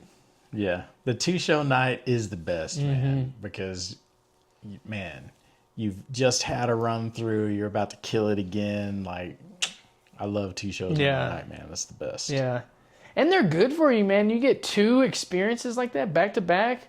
Man, and I've valued every show we've done up there. Even we did some impromptu. We show up at Shark Beach and did some shows, and it's just getting to have that real crowd experience is just another thing to learn from. Yeah, it's a big deal. So that would be my crush story. What would be yours? I think a good crush story would be, I was at the 806 one night, and I think you and Hobby were there. Mm-hmm. And I have this bit. I know what you're talking about. That if I have a little bit of time to gauge the audience, it's really built on just like the psychology of crowds and different personalities. And so I'd gotten there early, and there were different tables that were like, it was super identifiable, the biggest personality at those tables and how they operated. And so I did that bit just on like the different types of people in the world and how they operate, and really pulled the crowd in. And I think that it went well. There was got a lot of laughs. But like at the very beginning of this podcast, you were talking about the art of pulling the crowd in. Mm-hmm. And I feel like that so important. Specific 10 minutes that I did that night, I feel like the crowd was with me more than any other time I performed. Yeah, when you you get a feeling, like it may not be like the most bust out laugh, but whenever you get like a feeling from that people were there with you, that's like so important, is having that connection and pulling them in if you're going to be good at this. Yeah. And you understand that inherently, that how important that is.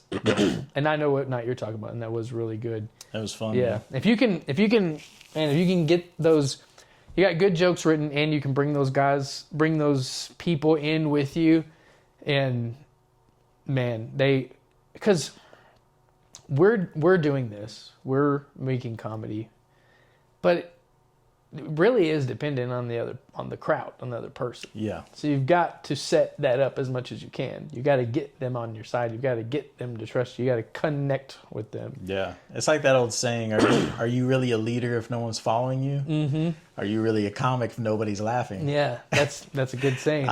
If no one's laughing, you're just a dude running your mouth. Yeah. Yeah. And if you're not doing everything you can to help them be with you, then you're probably not getting the most laughs. Yeah. And that's ultimately what you're doing, is being yourself and getting the most laughs that you can. Yeah. And still, like, that's like my ultimate crush story so far, a year in. And if you compare that to like when you watch Cat Williams do his thing, it's like not even it's comparable, like bro. people dying for an hour. I can't even imagine what that's got to feel like, dude. When you see Cat Williams for an hour, he's sweating, he's acting everything out, and the auditorium is roaring, bro. That's crazy. 10,000 people. What does that gotta at feel him. like, dude? Pimp Chronicles, dude. Yeah. Oh my god. That's another black crowds. Like, they'll give you the most energy. That's like, and you just know that from watching them. I don't know that from experiencing that, but that just. They probably tell us, like, you just think you know what it's like to crush, right? Like Mike Epps and Martin Lawrence and these guys, and they're like, dude, you haven't done a full on black crowd, like that's, my gosh, bro. Like it's probably, I feel like it's like those guys just get it, and they make you earn it, and goals, bro. Yeah, there's few white people who have tread those waters, but ones that have, they get a lot of cred for it. Yeah. And so yeah, that was your crush story. One of the things I want to do on this podcast is we want to try to figure something out. Let's do it. And I was going to do a pre-existing, like, I was going to have the idea, but then I thought, you know what, based on our conversation, I want to come up with one.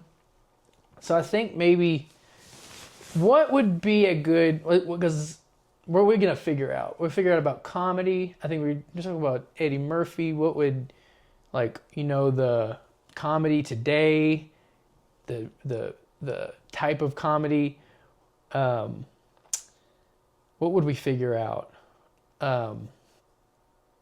What does the comedy landscape look like now? And then how do you think Eddie Murphy fits into that? Because I think that everything he was talking about, talk about Eddie Murphy the whole time, but I just, like, my idea was just to, like, what's the comedy landscape like right now? And so, because comedy changes. It does, man. And comedy, what's funny, what people are want to hear 5 years ago, 10 years ago is not what people want to hear now, what they can get away with. Like, back in the day, Eddie Murphy could get away with saying the F word, the F-A-G word, and yeah, you'd have to edit like half of Raw or Delirious today. Yeah. Well, they have it, and they have it on Netflix, and they don't.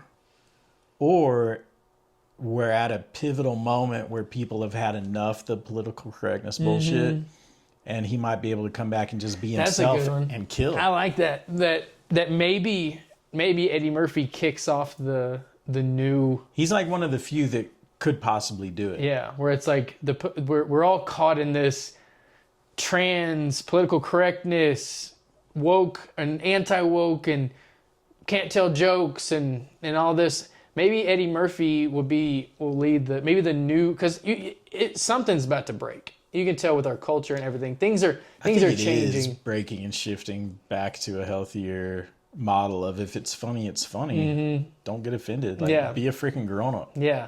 And I think Eddie Murphy would be the perfect steward of that. Because he will have zero affiliation with anything. Yeah. Everybody's mom and dad loved Eddie Murphy. Yeah. Everybody, there'll be no side of the aisle that they'll both claim him, is what they'll do. Yeah. And so where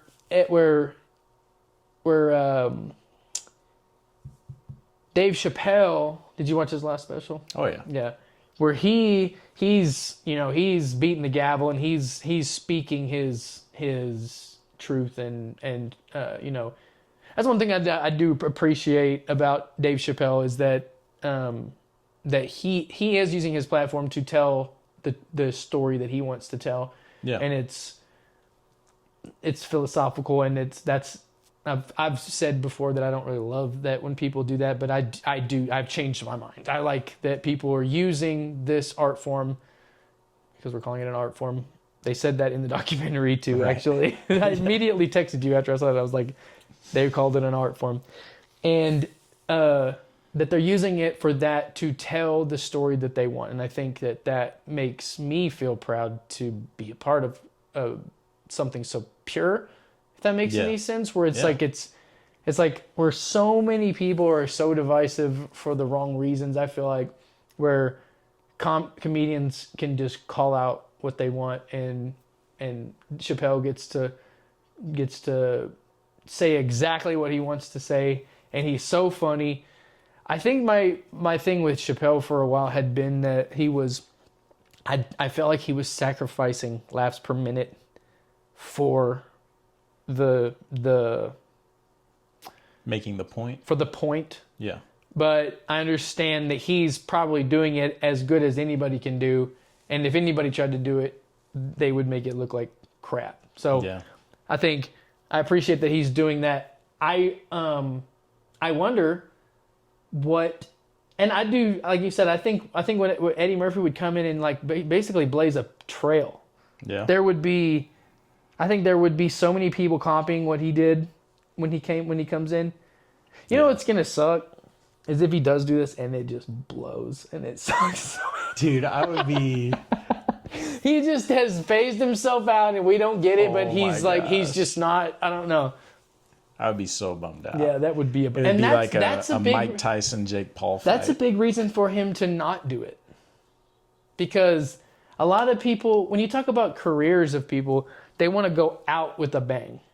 Yeah. And especially in sports and in comedy and everything, they want to go out strong.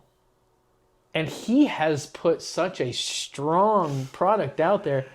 If he laid an egg at the end, that would be a bummer. That would be terrible, but bro, there's no way he doesn't have the goods, dude. I would be so shocked. You're right. And I think a good example is Jerry Seinfeld. Jerry Seinfeld is that, like, Jerry Seinfeld is a joke nut, though. Yeah. He's never done writing jokes. He's like an engineer. Yeah. He doesn't care about anything but writing jokes. Yeah. And Eddie Murphy's, he's just such a personality. Yeah. That he's just boom. He's just hilarious, dude. So I guess what we're going to figure out is what comedy, what the state of comedy is, what is it, has it been, what's it now, and what's it going into, and where new comedians kind of like put their place in that. And I think super simplistically, a word you've been using a lot when you have been talking about when something turns you off in comedy, it's that word of divisiveness. Mm-hmm. And I think that, like, when you look back at Richard Pryor and Eddie Murphy, Raw, Delirious, like, I think at that point, comedy was something that really brought people together. Mm-hmm. And then I think we went through a period where it was because of these political correct constraints or wokeism or whatever.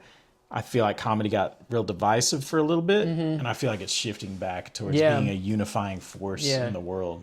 Where you've got a lot of people pandering, that comedians pandering one side or the other. I didn't realize till, like, I didn't think about that being a thing until recently, and it is. There's a lot of people who pander to the left, pander to the right, and that to me, they're being hackers. If you ask me. Yes, I agree.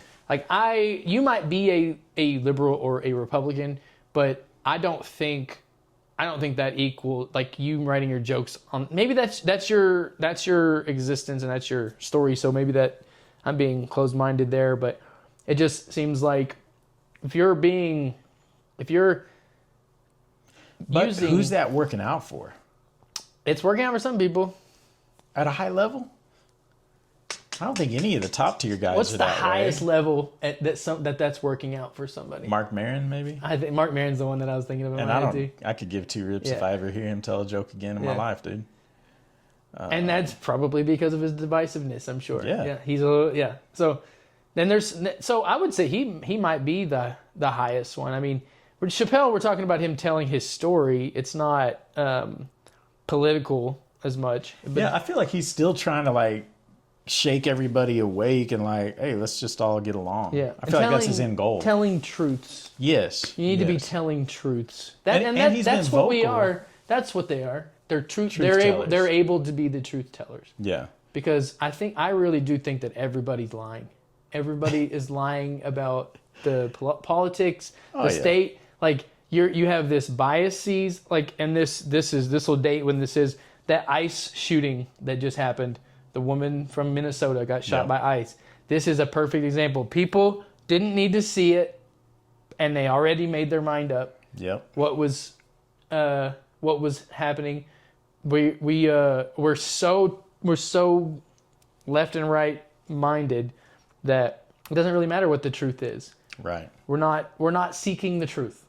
We're signaling to our tribe what we think that will help us be more included in that Right. tribe, and we got to break that mindset. And I feel like maybe comedians are in a different tribe, so they get to signal the truth.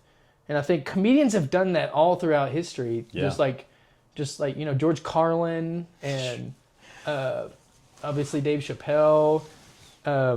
These guys speaking the truth when a lot of people don't really want to speak the truth, and then I think you can make the most, and not to really like put comedians on too big of a pedestal.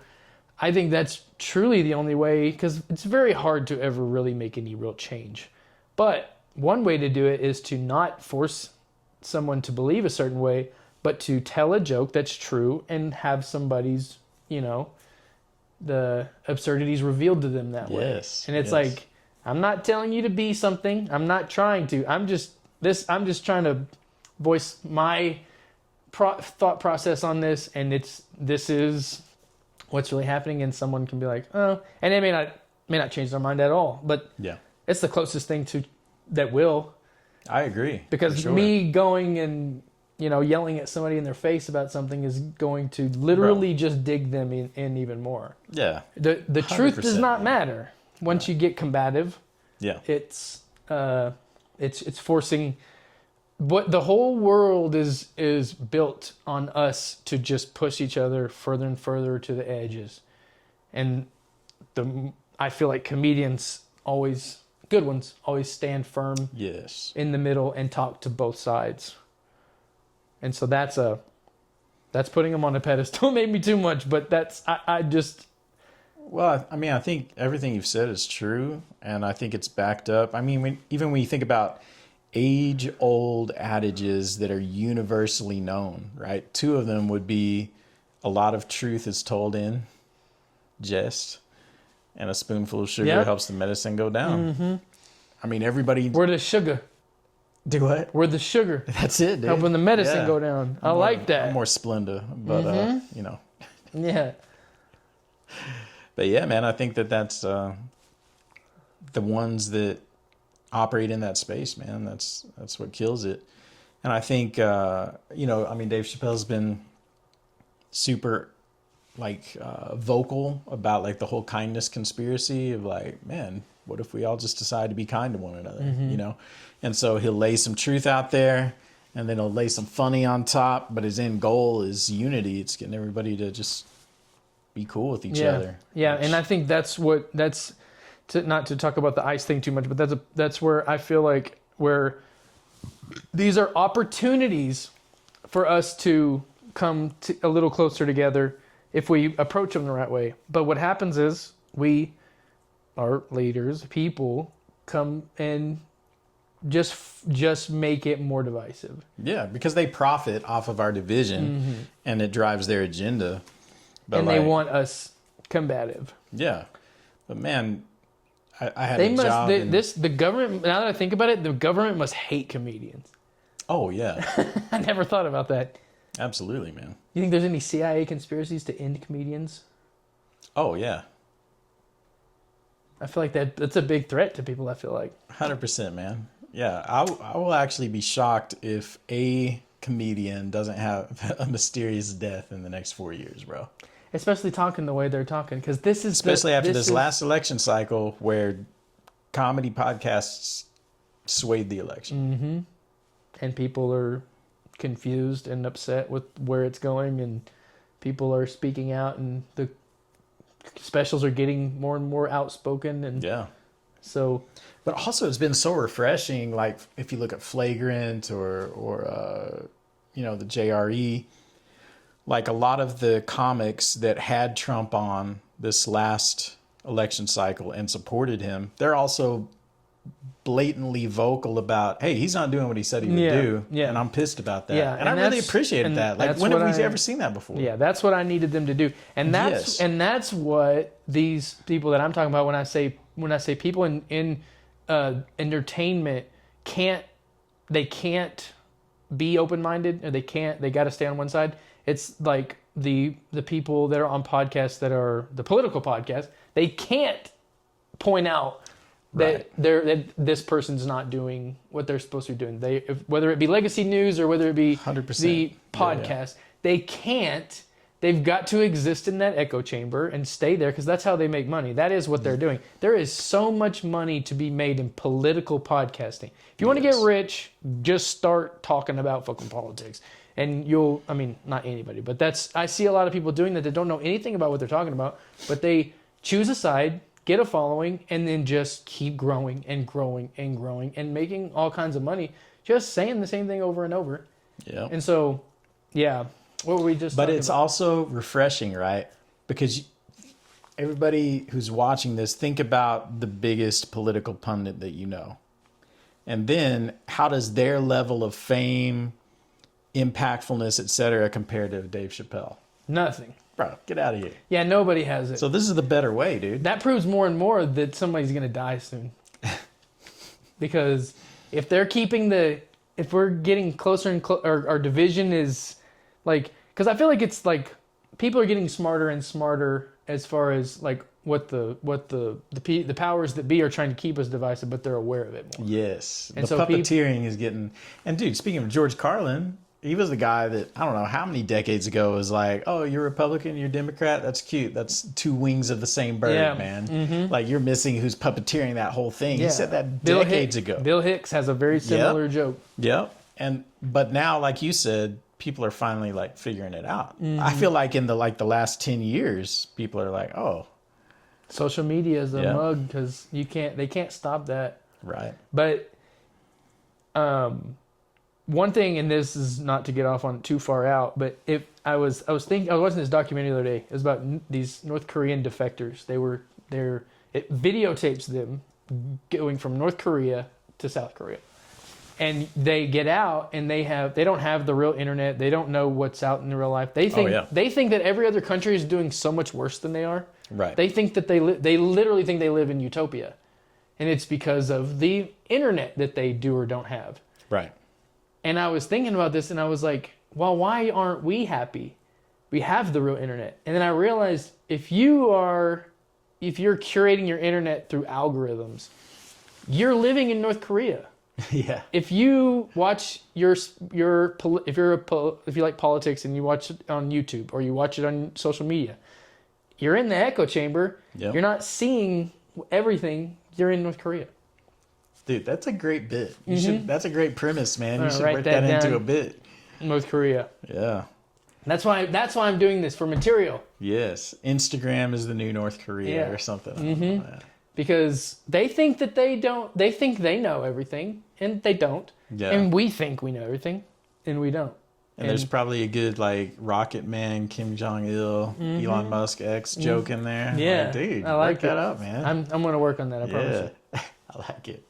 Where were we going with that?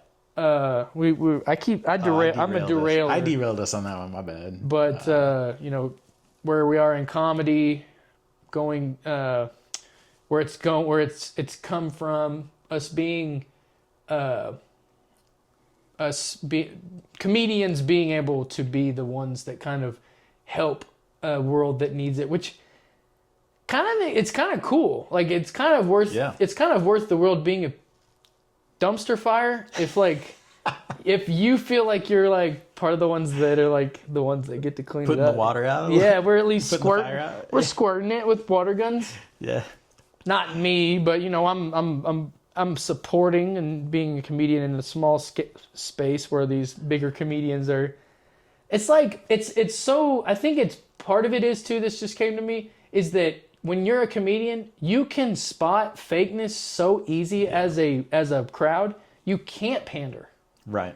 Like I couldn't go up there as Shane Gillis and just go and say something say something that, especially if they know you, but I can't say something that I don't believe because the crowd it would just register as an alarm would go off in their head.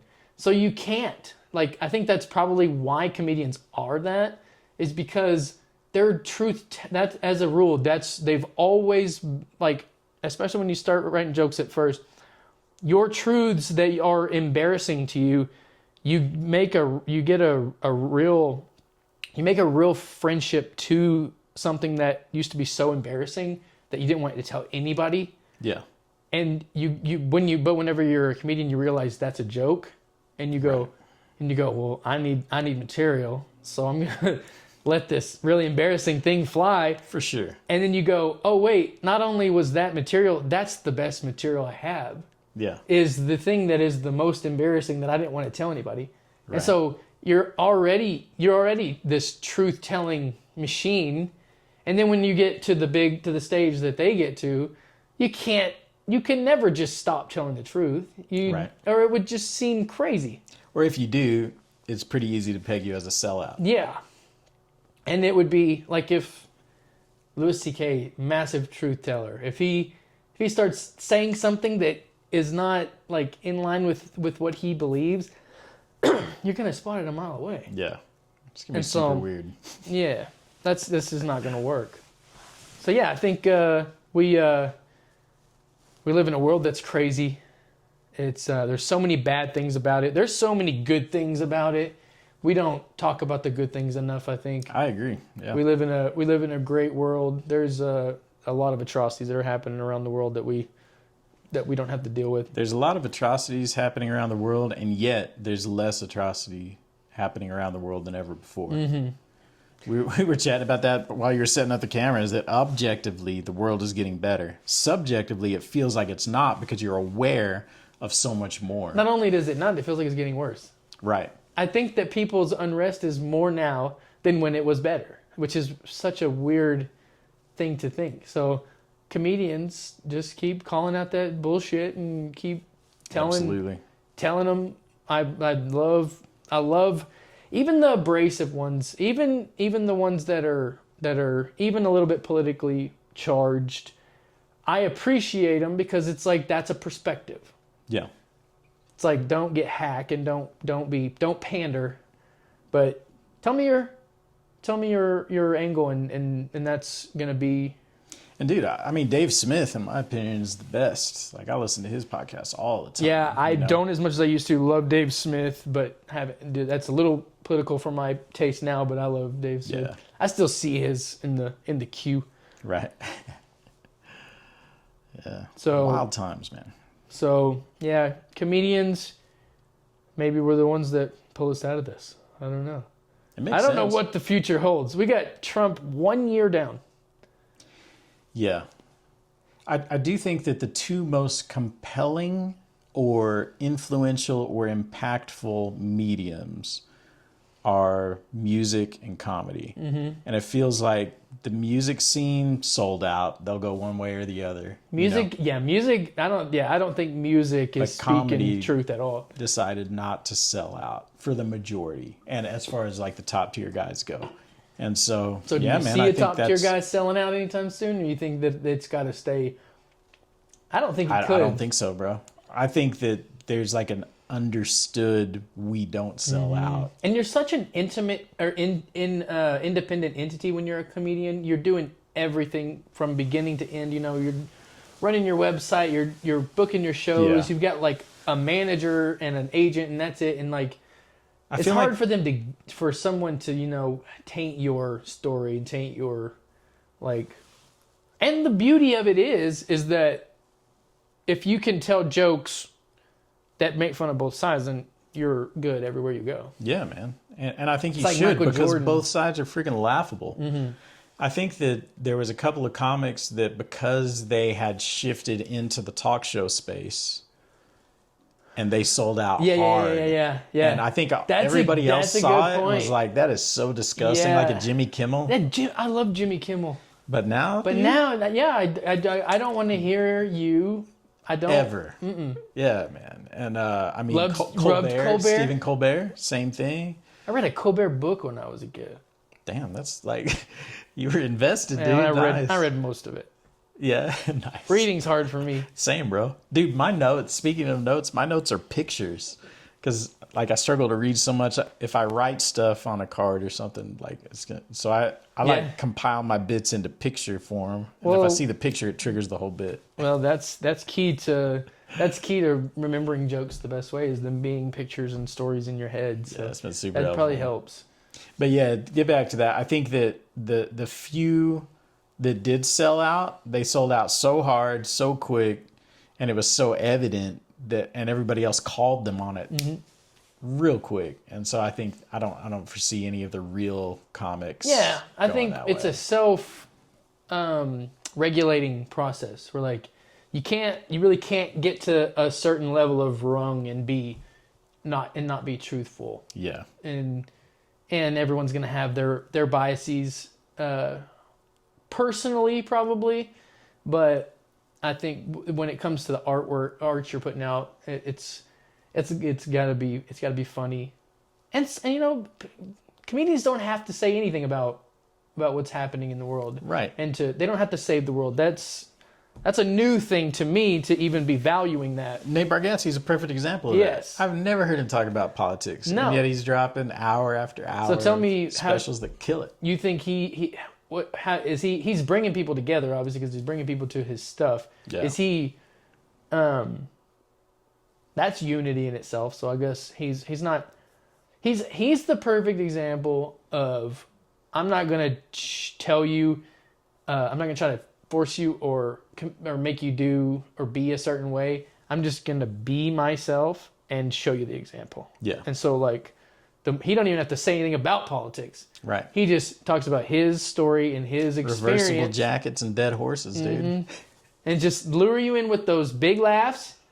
And then at the end you go, man, like, that guy didn't try to force anything on me, didn't try to tell me anything, but I'd like to know more about him, I think. Yeah.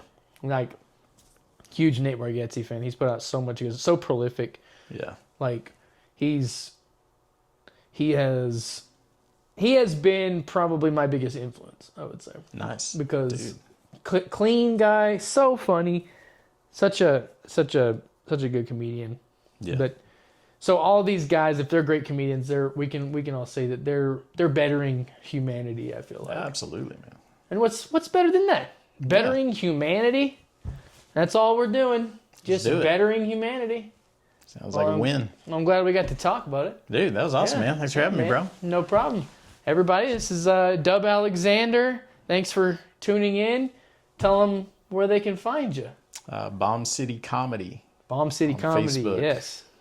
Good group. Yep. Check it out. Anything else? That's it, man. All right, man, guys. I'm Morgan Robinson. I appreciate you guys watching. Coming to the mic. Thanks. Peace. Yeah.